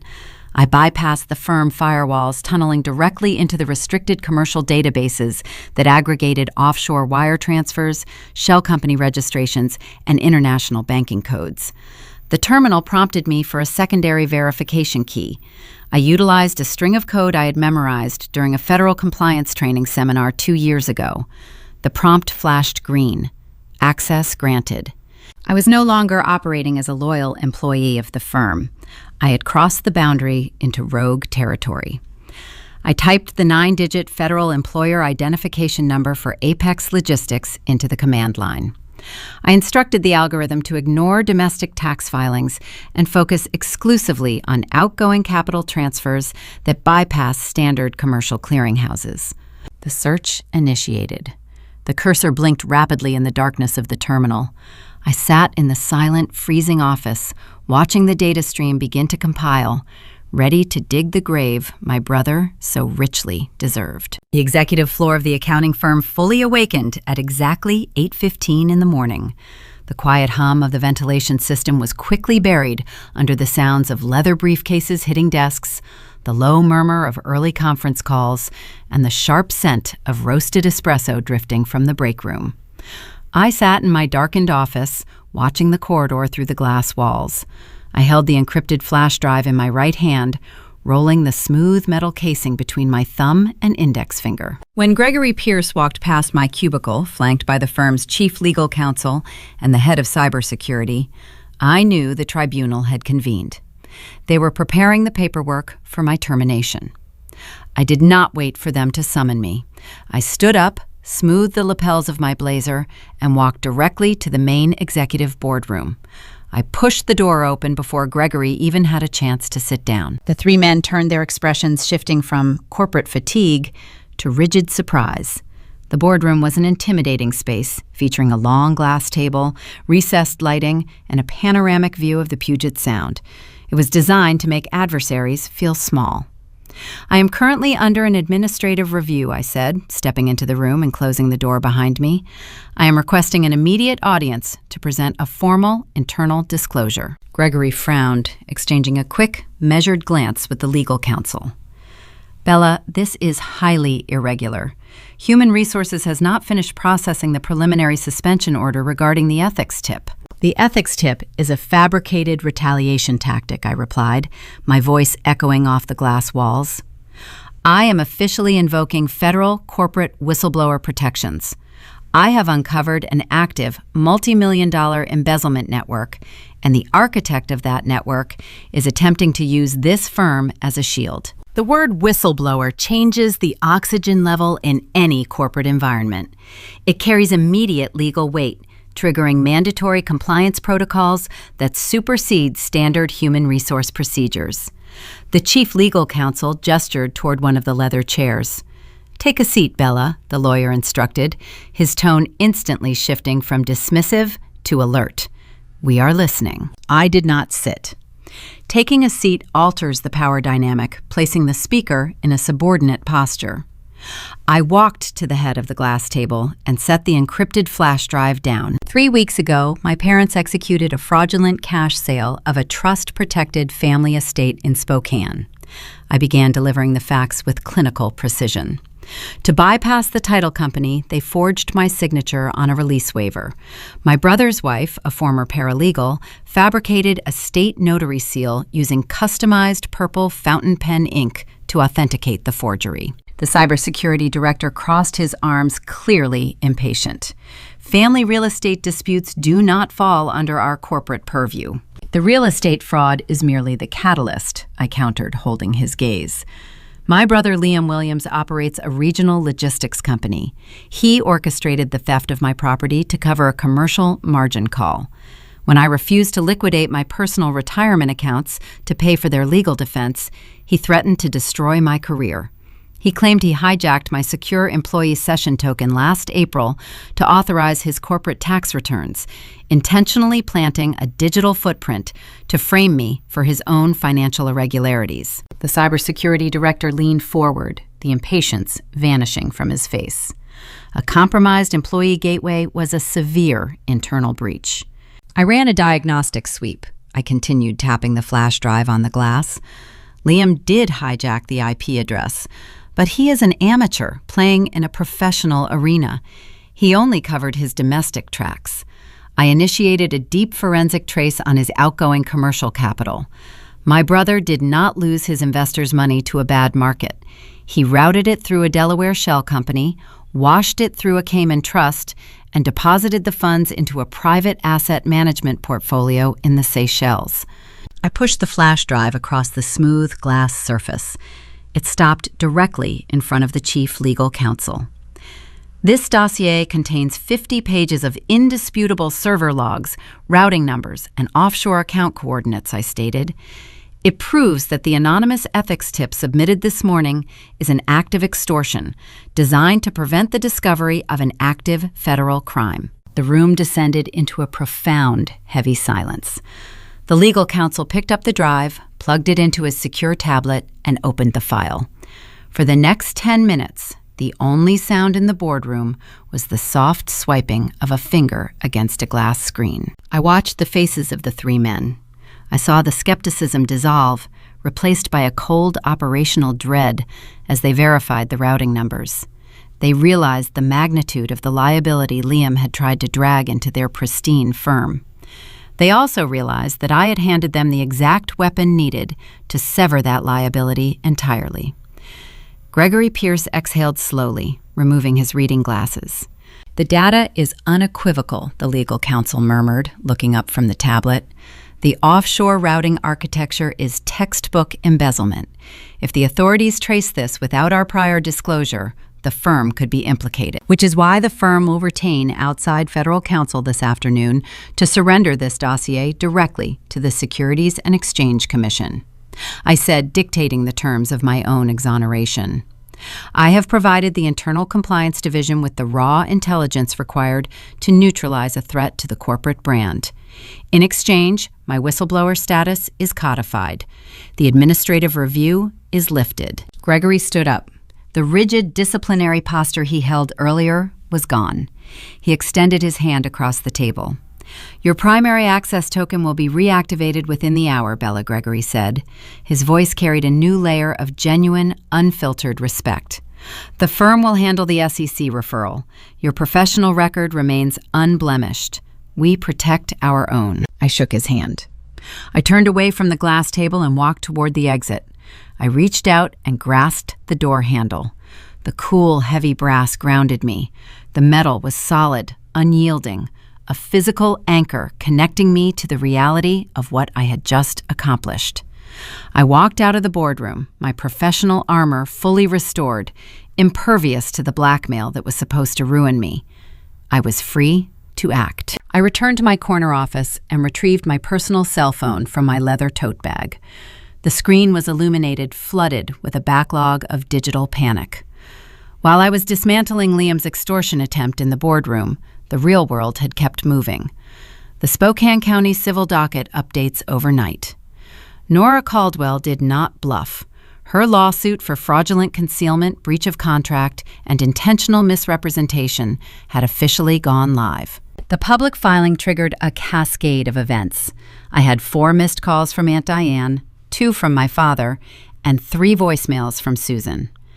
I pressed the phone to my ear and accessed the voicemail inbox. The first message was recorded at 8:30. Susan's voice was clipped, attempting to maintain her usual matriarchal authority. "Bella, pick up the phone. A man just arrived at the lobby of our building asking for your father. The concierge would not let him up, but he left a thick envelope at the front desk. Call me back immediately. We need to know if you initiated the wire transfer to the defense attorney yet." The second message arrived 20 minutes later. The authority was entirely gone, replaced by a high-pitched, vibrating terror. The process server had done his job. They are suing us, Bella. The woman from Elmira Drive is suing us for $200,000. The concierge handed the papers to your father in front of the entire lobby association. Everyone was watching. Thomas can barely breathe. Liam is not answering his phone. You have to call the defense firm. Tell them the money is coming today. Please. The final voicemail was left just 5 minutes ago. There was no performance left in her voice. No subtle manipulation. It was just the raw, ugly sound of a woman watching the walls of her fabricated reality cave in. Susan was sobbing, the sound echoing through the receiver like jagged glass. We have nothing left. She wept the words, stumbling over each other. The accounts are empty. The house is gone. If this lawsuit proceeds, they will garnish your father's pension. They will force us into bankruptcy. You are the only one who can fix this. You are our only hope. Please, Bella, I am begging you, do not let us drown. I listened to the recording until the automated system announced the end of the message. Susan wanted a lifeguard. She wanted the compliant daughter who absorbed the family trauma and paid the invoices to keep the fiction alive. I deleted the voicemails. All 3 of them. The reserve tank was permanently sealed. My parents had built a structural failure based on lies, forgery, and enabling a parasite. I was not going to reinforce their rotting foundation. I was going to let gravity do its job. I opened my contacts, bypassed my family directory entirely, and tapped the number for Nora Caldwell. The line rang, the dial tone pulsing in my ear. I stood by the glass wall of my office, looking out over the city. I had secured my career. I had neutralized the blackmail. Now it was time to reclaim my grandfather's house and feed the golden child to the wolves. The line connected on the second ring. Nora Caldwell answered with a sharp, guarded tone, clearly anticipating a desperate plea on behalf of the Williams family. I received confirmation that the process server delivered the lawsuit to your parents this morning, Nora stated, skipping any customary greeting. If you are calling to negotiate a settlement or ask for leniency, you are wasting your time. My attorneys are proceeding with the maximum allowable damages for fraudulent concealment. I'm not calling to negotiate for my parents, I replied, keeping my voice stripped of all inflection. I am calling to inform you that your lawsuit is currently aimed at the wrong target. I have the original property documents in my possession. We need to meet in person. Name the location. A brief silence hung on the line. The analytical gears in Nora's mind shifted, processing the flat certainty in my voice. My office, Nora said. South Lake Union District. I can give you 20 minutes. I left the accounting firm, stepping out into the brisk Seattle morning. The sky had cleared into a sharp, blinding blue, reflecting off the glass facades of the downtown tech corridor. I walked the 6 blocks to Nora's commercial development headquarters, carrying my leather tote bag. I did not feel the chill of the wind off the harbor. I felt nothing but a cold operational focus. Nora's firm occupied the top floor of a modern industrial building. The interior was a vast expanse of polished concrete, exposed steel beams, and drafting tables scattered with architectural blueprints. A receptionist directed me to a glass-walled conference room at the far end of the floor. Nora stood at the head of a long slate table reviewing a schematic on a tablet. She wore a tailored charcoal suit, projecting the authority of a woman accustomed to running high-stakes commercial projects. She set the tablet down as I entered the room and closed the glass door. You said my lawsuit is aimed at the wrong target. Nora began crossing her arms. Your parents signed the seller disclosures. They explicitly denied the existence of foundational rot. They committed the fraud. The liability rests entirely on their shoulders. I walked to the center of the slate table. I unzipped my tote bag and retrieved the heavy cream-colored parchment. I placed the original 2014 trust ledger on the dark stone surface and pushed it toward her. Read the second page, I instructed. Nora uncrossed her arms and picked up the document. Her eyes scanned the dense legal typography. I watched her pupils dilate as she reached the specific clause detailing the equity division upon my grandmother's death. The color slowly drained from her face. "This is an irrevocable trust," Nora whispered, tracing the purple fountain pen ink on the signature line. "It is," I confirmed. "It dictates that 50% of the Elmira Drive property belonged to me. The cash sale you executed 3 weeks ago was processed without my notarized consent. My signature on the release waiver was a forgery." Nora dropped the parchment onto the table as if the paper had suddenly caught fire. As a commercial development specialist, she understood the devastating implications of a broken chain of title instantly. "My deed is worthless," Nora said, her voice dropping to a hollow rasp. "I handed your parents $850,000 in cash for a property they did not possess the legal authority to sell. I bought stolen goods." "You did," I said. "And because the sale is legally void, your lawsuit for fraudulent concealment against my parents is standing on a fractured foundation. You cannot sue them for breaching a real estate contract that never legitimately existed in the first place." Nora gripped the edge of the slate table. The realization of her financial exposure crashed over her. She had poured nearly $1 million of liquid capital into a void. The house was not hers, the money was gone, and the sellers were retired hardware store managers incapable of paying restitution.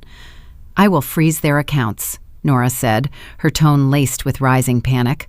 "I will petition the court to garnish everything they own.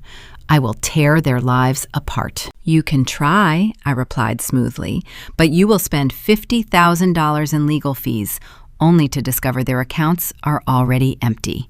My parents do not have your cash. They never kept it." Nora looked up, her eyes narrowing. "Where is my money, Bella?" I reached into the inner pocket of my blazer and withdrew a silver fountain pen. I pressed the top button. The satisfying metallic click of the pen echoed sharply in the quiet conference room. It was the sound of a trap engaging. I pulled a yellow legal pad from the center of the table and began to draw a diagram. "My older brother Liam runs a logistics startup in Bellevue," I explained, drawing a circle at the top of the page. "He faced a commercial margin call last month. My parents orchestrated the forged sale of my inheritance to save his company. The day after you wired the cash to their joint account, they executed a secondary wire transfer. They funneled every single dollar of your purchase money directly into the corporate accounts of Apex Logistics." I drew a thick arrow pointing from the circle down to a square labeled with the logistics company name. "Your parents are insolvent," I continued, tapping the pen against the paper. "Suing them is a waste of your time and your resources.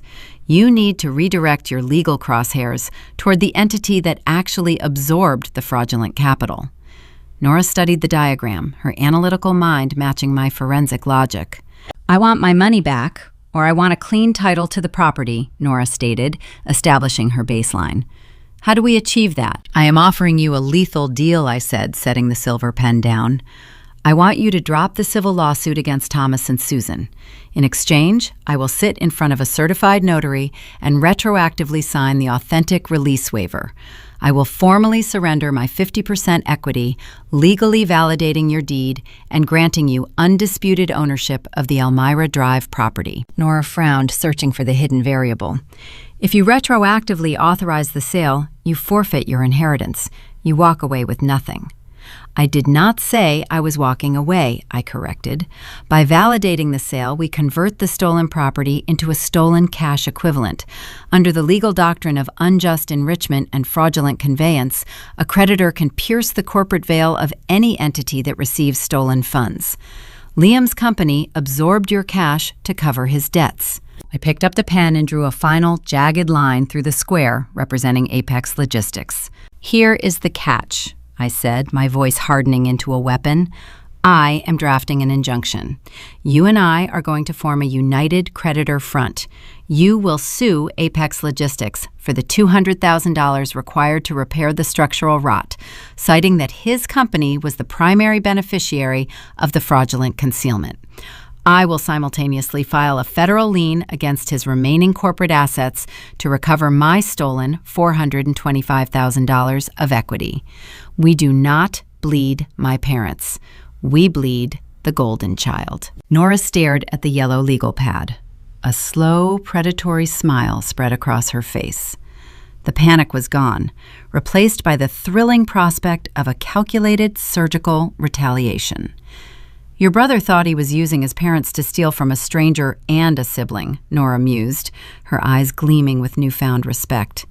He did not realize he was inviting a commercial developer and a forensic auditor to dismantle his life. He believes he holds the high ground, I noted, retrieving the silver pen.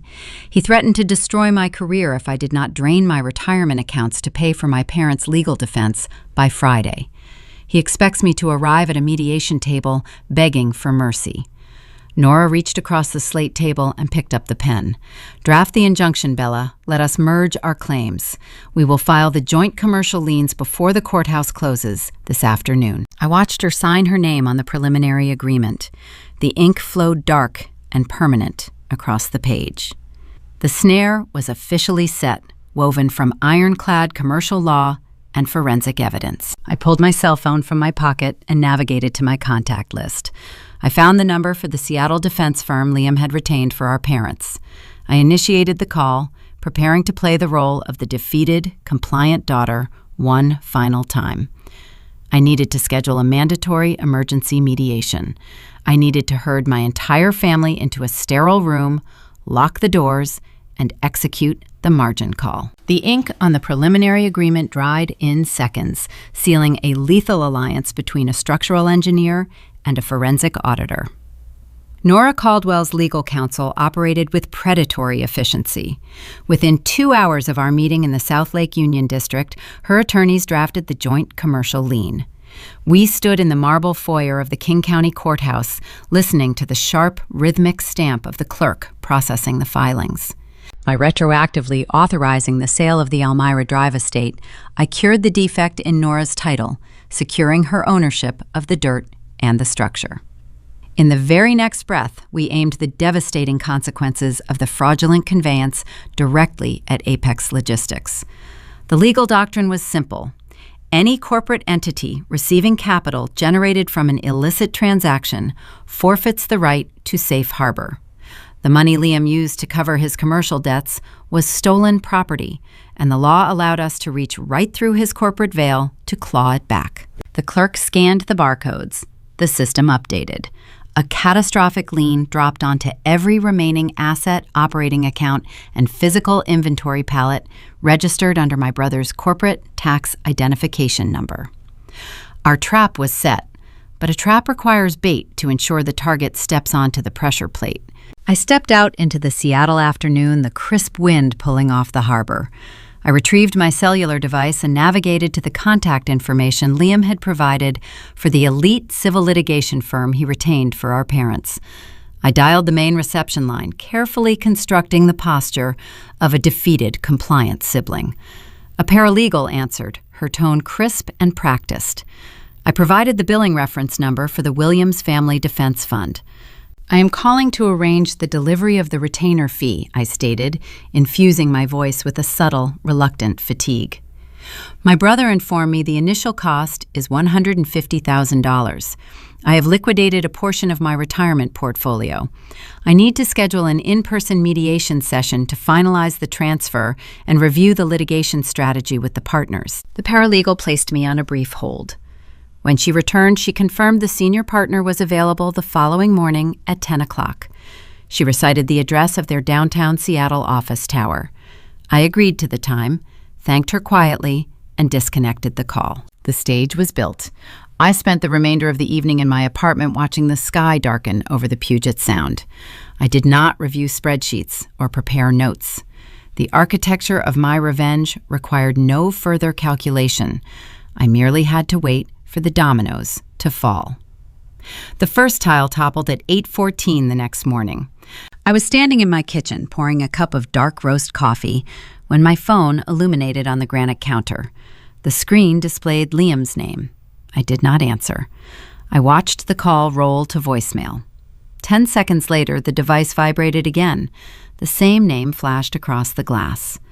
I took a slow sip of the hot coffee, letting the bitter, complex flavor ground my nerves. The screen went dark, only to instantly light up for a third time. Over the span of 5 minutes, the screen recorded 20 consecutive missed calls.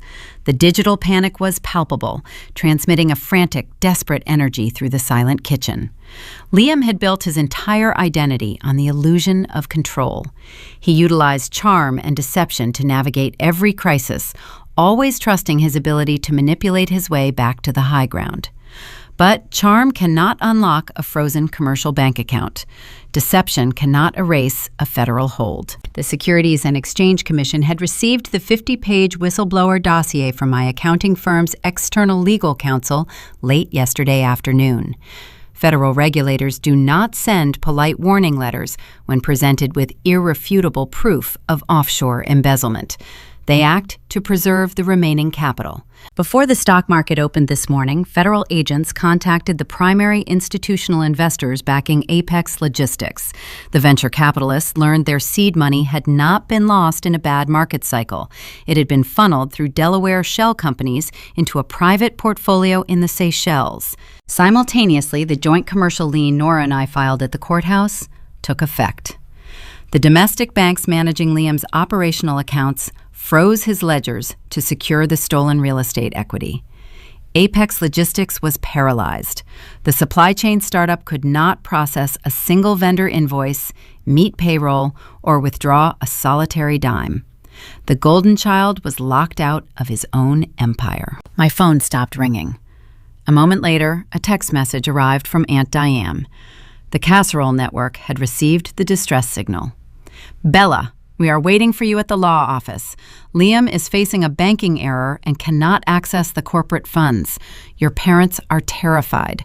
The defense attorneys will not proceed without the retainer check. Hurry. A banking error. Liam was still attempting to control the narrative, framing a federal asset freeze and a commercial lien as a mere administrative glitch. He likely believed he could smooth it over once he secured my retirement funds using my check to buy himself enough time to flee or negotiate. He still thought he held the leverage of the anonymous ethics tip, unaware that my corporate armor was already fortified. I set my coffee mug in the sink. I retrieved a sleek black leather portfolio from my desk. It did not contain a checkbook. It did not contain a wire transfer authorization form. It contained the final ledger. I drove to the financial district, navigating the morning gridlock with a steady, unhurried cadence. The address provided by the paralegal belonged to a towering skyscraper, clad in reflective blue glass. I parked in the underground structure, taking the private elevator to the 52nd floor. The reception area of the litigation firm smelled of lemon oil, expensive wool, and quiet desperation. A receptionist directed me down a long, carpeted hallway toward a primary conference room. The door was constructed of heavy frosted glass. I paused for a fraction of a second, my hand resting on the brushed steel handle. Behind this door, my family waited. They expected the reliable, quiet daughter. They expected the designated lifeguard to walk in, absorb their panic, and sign away her future to protect their comfort. I pushed the door open. The conference room was a sterile, imposing space. A sprawling mahogany table anchored the center, surrounded by ergonomic leather chairs. The floor-to-ceiling windows offered a dizzying view of the city below, reducing the traffic to tiny, insignificant lines. Susan and Thomas sat close together on one side of the table. My father looked hollowed out, staring blankly at the polished wood. Susan twisted a diamond ring around her finger, her eyes darting toward the door as I entered. Her pristine facade was crumbling under the weight of the impending civil suit. Across from them sat Aunt Diane, her posture rigid, broadcasting a distinct impatience. She checked her gold wristwatch, silently reprimanding me for my lack of urgency. At the head of the table stood Liam. His bespoke suit looked slightly rumpled. The effortless arrogance that usually defined his features was fracturing. A sheen of nervous sweat coated his forehead, catching the recessed lighting above. Beside him, Jessica sat perfectly still, her designer sunglasses removed. Her eyes were wide with an unspoken, creeping dread. She was a former paralegal. She understood the catastrophic implications of a sudden, unexplained corporate bank freeze better than anyone else in the room. At the far end of the table sat the senior defense partner, a man in his 60s with silver hair and a tailored navy suit. He folded his hands, waiting for the financial transaction that would secure his services. "You took your time," Liam snapped, his voice tight, lacking its usual smooth resonance. "The partners have another meeting at 11. Have a seat and give them the authorization numbers. We need to clear this retainer immediately so they can file the response to Nora Caldwell." I did not sit down. I walked to the edge of the mahogany table, remaining standing to control the vertical space in the room. I looked directly at my brother, taking in the frayed edges of his manufactured empire. "There is no check," I stated, my voice cutting through the sterile air like a scalpel. "There will be no wire transfer." Susan gasped, a sharp intake of breath echoing in the quiet room. Aunt Diane stood up, her face flushing with sudden indignation. "Bella, this is not the time for your stubborn independence," Diane scolded, slapping her hand on the table. "We agreed on the support strategy. Your parents are facing ruin. Liam is dealing with a temporary corporate banking glitch. You are the only one with liquid capital. Hand over the funds." I unzipped the black leather portfolio. I extracted a thick stack of printed documents bound with a single silver clip. I did not hand it to Diane. I slid the heavy packet across the polished mahogany. The thick paper hissed against the wood, coming to a stop directly in front of Liam. "That is not a banking glitch," I said, holding Liam's gaze as the color drained entirely from his face. "That is the margin call." Liam stared at the thick stack of printed documents resting on the polished mahogany table. He did not immediately reach for it. For a fleeting second, he tried to project amusement, attempting to cast my gesture as the dramatic overreaction of an emotional sibling. He offered a short, breathy scoff, adjusting the cuffs of his bespoke suit jacket. He opened the leather-bound cover. The first page contained the official King County Courthouse stamp indicating a live processed filing. It was the joint commercial lien drafted by Nora Caldwell's legal counsel. I watched Liam's eyes track across the legal typography. His pupils dilated. The blood drained from his cheeks, leaving his skin a pale, sickly gray. "Yesterday afternoon, I met with the new owner of the Elmira Drive estate," I said, my voice echoing evenly across the vast conference room. I presented the authentic 2014 trust ledger. Nora Caldwell realized she had purchased a stolen asset. She recognized that a lawsuit against two insolvent retirees would yield nothing. Aunt Diane opened her mouth to interrupt, but the sheer gravity in the room forced her to remain silent. I offered Nora a lethal compromise. I continued, keeping my gaze fixed on my brother. I retroactively authorized the fraudulent sale, converting the stolen house into a stolen cash equivalent. Because Apex Logistics absorbed that capital, your company is now in possession of illicit funds. Nora and I merged our claims. The banking glitch you are experiencing this morning is a federal asset freeze. Every domestic account tied to your tax identification number is locked. Liam gripped the edges of the folder. The paper crumpled under the pressure of his fingers. He looked up, his jaw set in a rigid, desperate line. "You think a civil lien scares me?" Liam hissed, his voice dropping to a low, serrated pitch. "You think you can just freeze my operational accounts and walk away? I still have the server logs, Bella. If you do not withdraw this lien right now, I will send the ethics tip to the federal regulators. I will burn your career to the ground." "You already sent the tip, Liam," I replied smoothly. "You submitted it to my managing partner at 4 o'clock this morning. It was a calculated warning shot." He blinked a flicker of genuine confusion, breaking through his panic. He expected me to cower at the mention of the server logs. He expected the threat of a ruined reputation to force my compliance. "Turn to page 12, I instructed. Liam hesitated, then flipped through the heavy stack of paper. When my firm placed me on a preliminary administrative review this morning, I did not wait for the internal investigation to clear my name. I explained, outlining the architecture of his ruin. I bypassed my restricted dashboard. I accessed a legacy backdoor protocol and tunneled directly into the global financial clearing networks. I initiated a deep forensic trace on your outgoing commercial capital. I pointed at the document in front of him. "I did not stop at the domestic layer," I said. "I tracked the venture capital you claim to have lost in a bad market cycle. I mapped the wire transfers through the Delaware Holding Group. I followed the money through the Cayman Island Trust.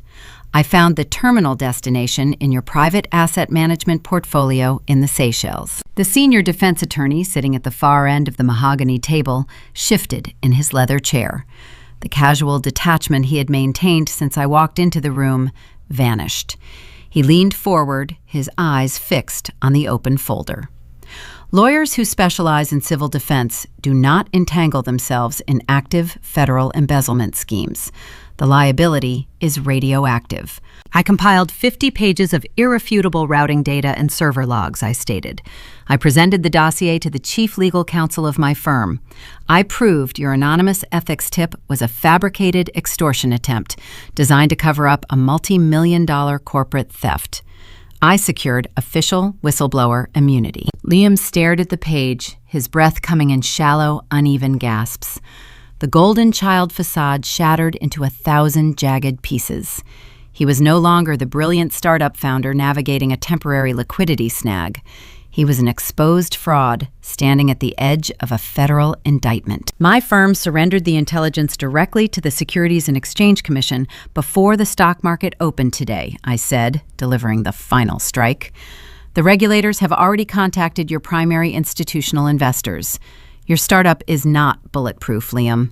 It is liquidated." The silence in the conference room became a physical weight pressing down on the remaining members of my family.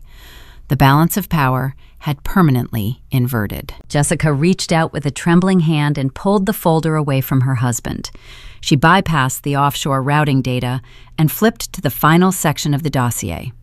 As a former commercial real estate paralegal, she understood the mechanics of property law better than anyone else at the table. She stopped at page 48.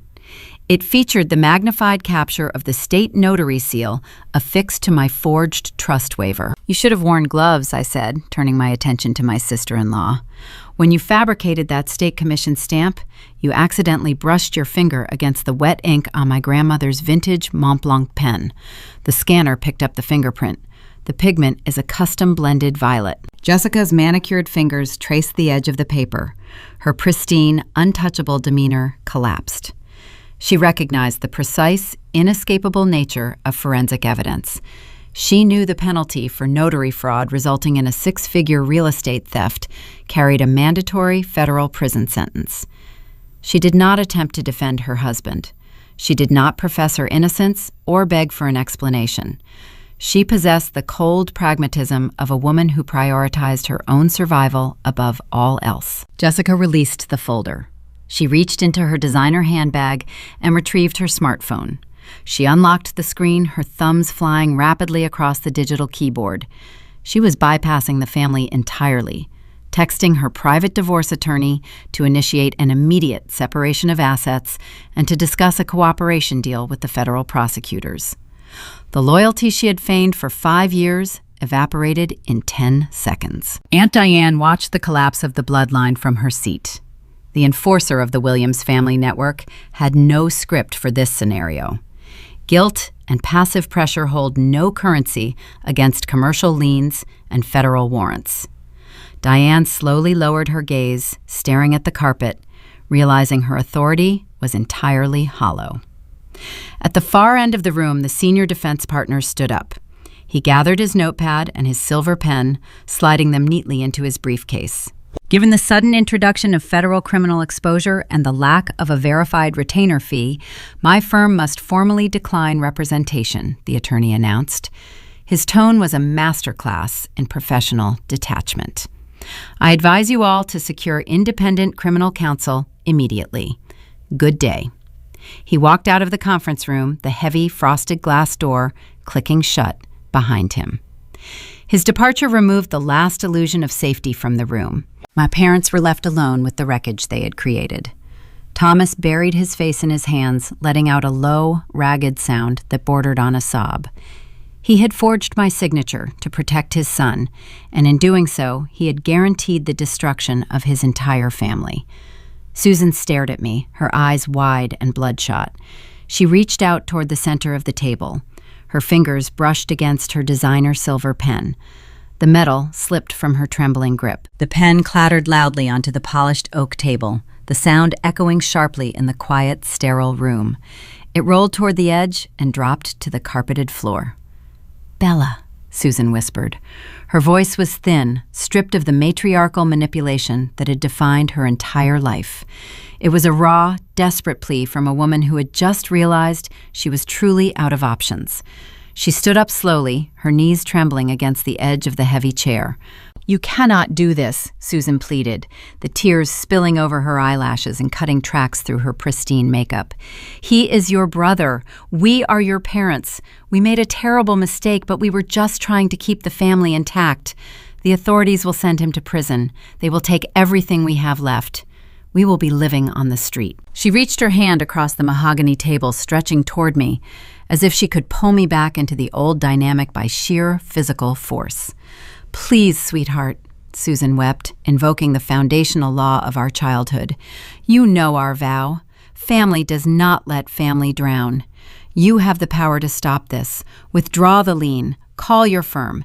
Tell them the data was flawed. Save us." I looked at the woman who had spent 34 years treating my compliance as an unlimited resource. I looked at the brother who had threatened to destroy my livelihood to fund his luxury. I looked at the father who had weaponized his anxiety to steal my history. They expected the quiet daughter to absorb the trauma one final time. They expected the familiar guilt to override the forensic data. I did not reach out to take her hand. I zipped my black leather portfolio shut. I spent my entire adult life standing on the shore, throwing life preservers to people who deliberately drilled holes in their own boats, I replied, my voice cool, steady, and echoing with finality. I picked up the portfolio and turned toward the frosted glass door. "I am no longer the lifeguard," I said, looking back at the shattered remnants of the Williams family. "I am the auditor, and your account is closed." The aftermath of a structural collapse is never swift. It is a slow, methodical process of sorting through the debris. In the weeks following my departure from the downtown law office, the federal machinery operated exactly as my forensic dossier predicted. The Securities and Exchange Commission did not negotiate or issue polite warnings. They descended upon the Bellevue headquarters of Apex Logistics with tactical precision. Agents carrying federal warrants walked through the glass doors, unplugged the servers, and confiscated every digital hard drive in the building. The illusion of my brother's corporate empire dissolved under the harsh fluorescent lights of federal scrutiny. Liam spent his entire adult life coasting on charm and parental subsidies. He learned very quickly that a tailored suit and a confident smile carry zero currency with a federal judge. The authorities traced the offshore routing numbers precisely as I had mapped them.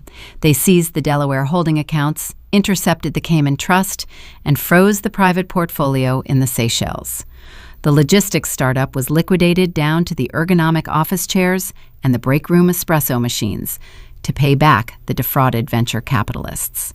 Liam faced a multi-count federal indictment for wire fraud, embezzlement, and corporate espionage. He was remanded to a secure detention center pending trial, stripped of his bespoke leather jackets and his titanium golf clubs.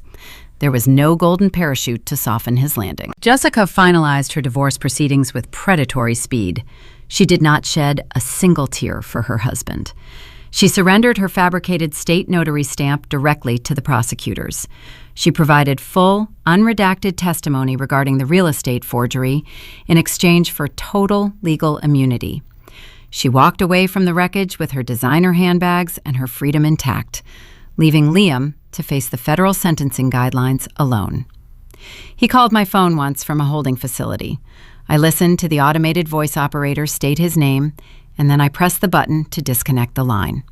I blocked the facility number. With Liam's assets frozen and seized, the joint commercial lien Nora Caldwell and I filed required an alternate avenue for immediate restitution. The law is a precise, unsentimental instrument. It seeks balance without regard for bloodlines. Because my parents orchestrated the initial theft and willingly funneled the capital into a fraudulent entity, The courts held them jointly liable for the stolen equity. Susan and Thomas received a 30-day notice to vacate their luxury downtown penthouse.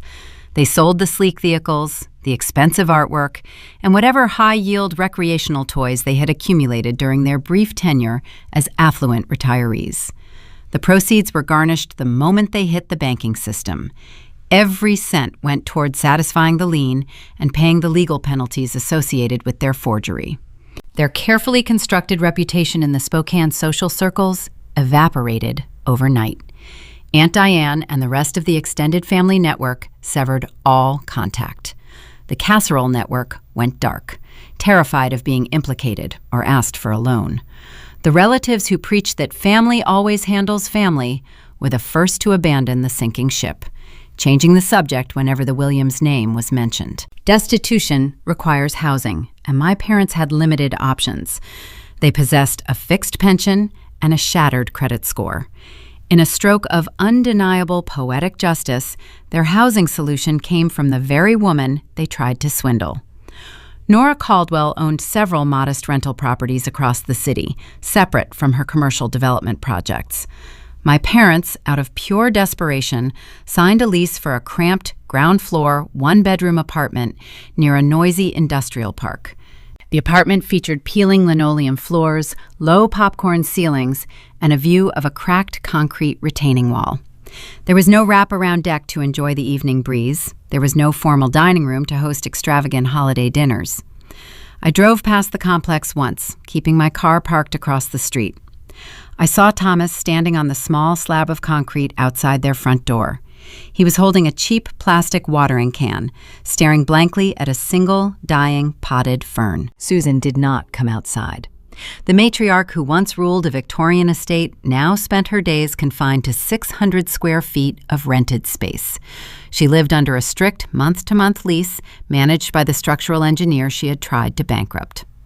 The universe balances its own ledger. My portion of the recovered funds cleared the commercial escrow account on a brisk Tuesday morning. The capital from my stolen 50% equity was returned, fortified by the penalty damages awarded by the civil court. I did not deposit the money into a passive savings portfolio. I picked up my phone and called Nora. We met at the same title office my parents had bypassed during their fraudulent cash sale. Nora had contracted the necessary remediation teams to eradicate the toxic mold and replace the failing joists beneath the Elmira Drive property. The foundation was solid again. The rot was gone. I presented a certified cashier check to buy out her remaining stake in the estate. We signed the transfer documents without the need for forged waivers or fabricated seals. We operated in the bright, undeniable light of legitimate commerce. Nora handed me the keys. She offered a firm, professional handshake, acknowledging the successful conclusion of our lethal alliance. We dismantled a fraud network, recovered our capital, and restored the equilibrium. She walked out of the title office, moving on to her next commercial development. The drive back to the house felt different this time. The dense Seattle rain had cleared, leaving the Washington air crisp, cold, and fragrant with the scent of wet pine needles. I parked in the driveway and walked up the concrete path. The commercial dumpster was gone. The muddy tire tracks were washed away, leaving clean pavement. I stepped onto the wraparound deck. The old wood groaned a familiar welcoming greeting beneath my heels. I unlocked the front door and walked through the foyer. The interior was empty, stripped of the antique furniture and the Persian runners, but it no longer felt hollow. It felt like a blank canvas waiting for new architecture. The deep scratch on the hardwood floor where my piano used to sit remained. I decided not to sand it down. It was a permanent scar to remind me of the cost of freedom. I carried a ceramic mug of dark roast coffee out to the front porch. I leaned against the wooden railing and looked out at the towering Washington pine trees, swaying in the gentle afternoon wind. A profound stillness settled over my shoulders, releasing a tension I had carried for over 3 decades. For 34 years, I operated under the assumption that I owed my family my obedience. I believed my purpose was to absorb their collateral damage. They expected me to remain the quiet, reliable reserve tank, right up until the moment they decided to drain me dry. Susan thought she could erase my history by shoving a steel lockbox into a dark wall cavity. She thought ordering a stranger to incinerate the paperwork would eliminate the evidence of her greed. She failed to understand the basic principles of cause and effect. The very documents she tried to burn became the exact instrument of her destruction. The hidden ledger provided the precise leverage required to systematically bankrupt the golden child and force her to face the consequences of her own choices. I took a slow sip of my coffee. The bitter, complex flavor grounded me in the present moment. I was no longer an insurance policy. I was the sole owner of my grandfather's legacy. I turned around and walked back inside the house. I closed the heavy wooden door behind me. I reached for the shiny brass hardware mounted above the handle. The metal was cool against my skin. I turned the mechanism. The heavy click of the deadbolt echoed through the empty hallway, securing my boundaries forever. The aftermath of a structural collapse is never swift. It is a slow, methodical process of sorting through the debris. In the weeks following my departure from the downtown law office, the federal machinery operated exactly as my forensic dossier predicted. The Securities and Exchange Commission did not negotiate or issue polite warnings. They descended upon the Bellevue headquarters of Apex Logistics with tactical precision. Agents carrying federal warrants walked through the glass doors, unplugged the servers, and confiscated every digital hard drive in the building. The illusion of my brother's corporate empire dissolved under the harsh, fluorescent lights of federal scrutiny. Liam spent his entire adult life coasting on charm and parental subsidies. He learned very quickly that a tailored suit and a confident smile carry zero currency with a federal judge. The authorities traced the offshore routing numbers precisely as I had mapped them. They seized the Delaware holding accounts, intercepted the Cayman Trust, and froze the private portfolio in the Seychelles. The logistics startup was liquidated down to the ergonomic office chairs and the break room espresso machines to pay back the defrauded venture capitalists. Liam faced a multi-count federal indictment for wire fraud, embezzlement, and corporate espionage. He was remanded to a secure detention center pending trial, stripped of his bespoke leather jackets and his titanium golf clubs.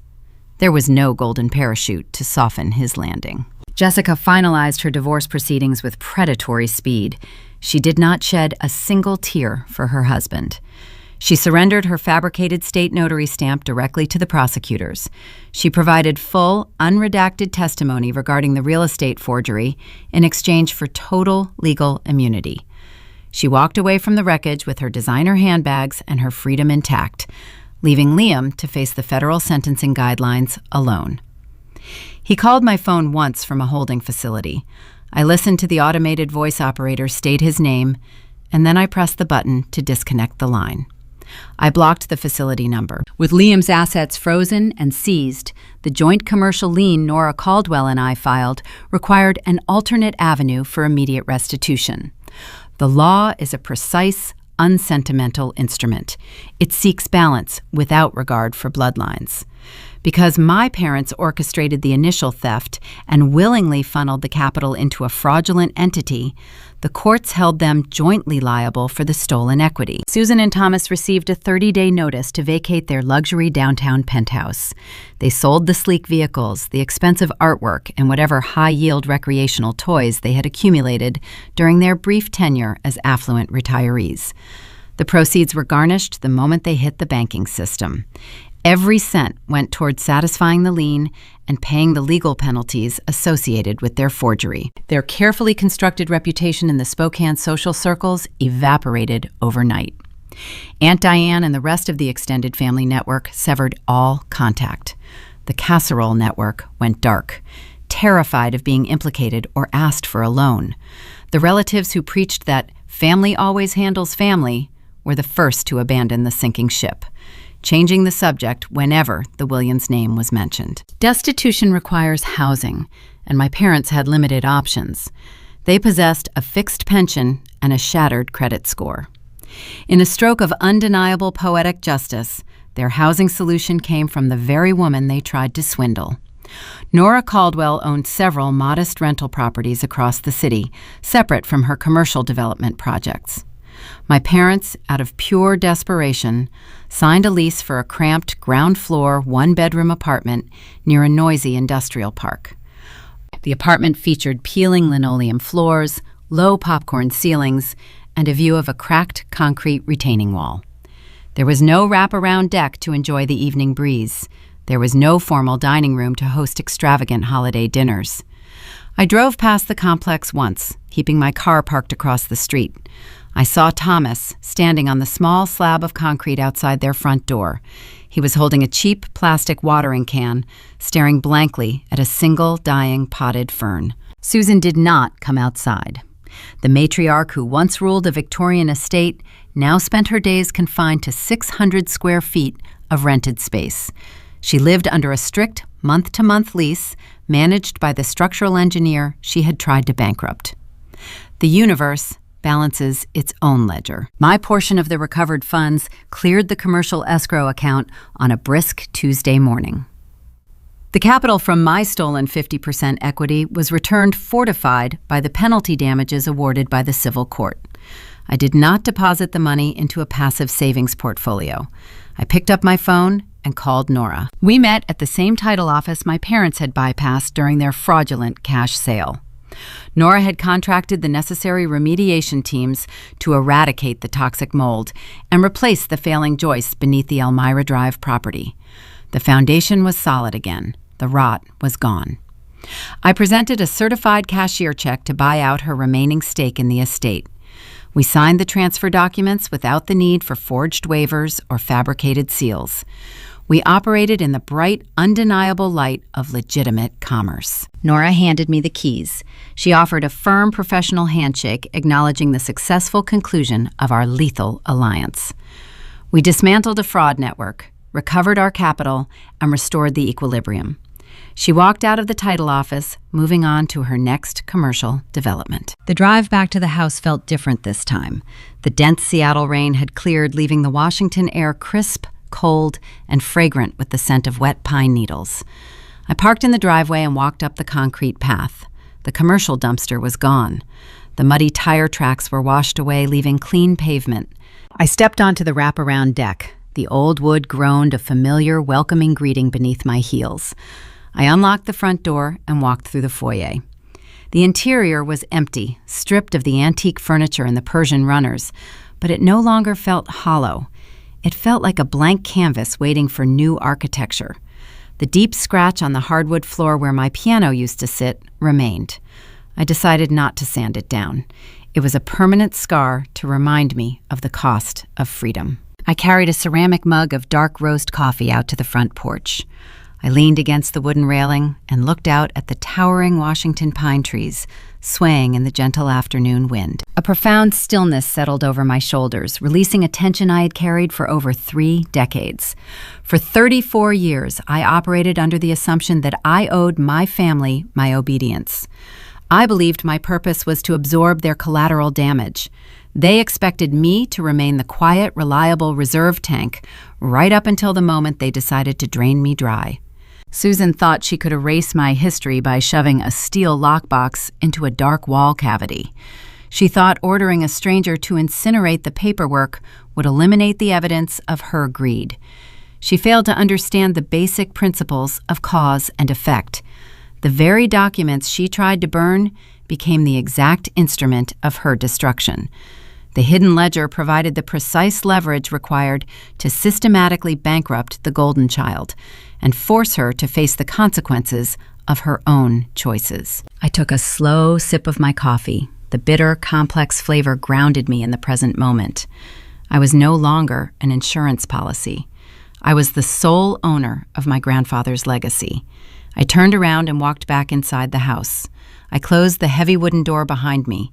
I reached for the shiny brass hardware mounted above the handle. The metal was cool against my skin. I turned the mechanism. The heavy click of the deadbolt echoed through the empty hallway, securing my boundaries forever.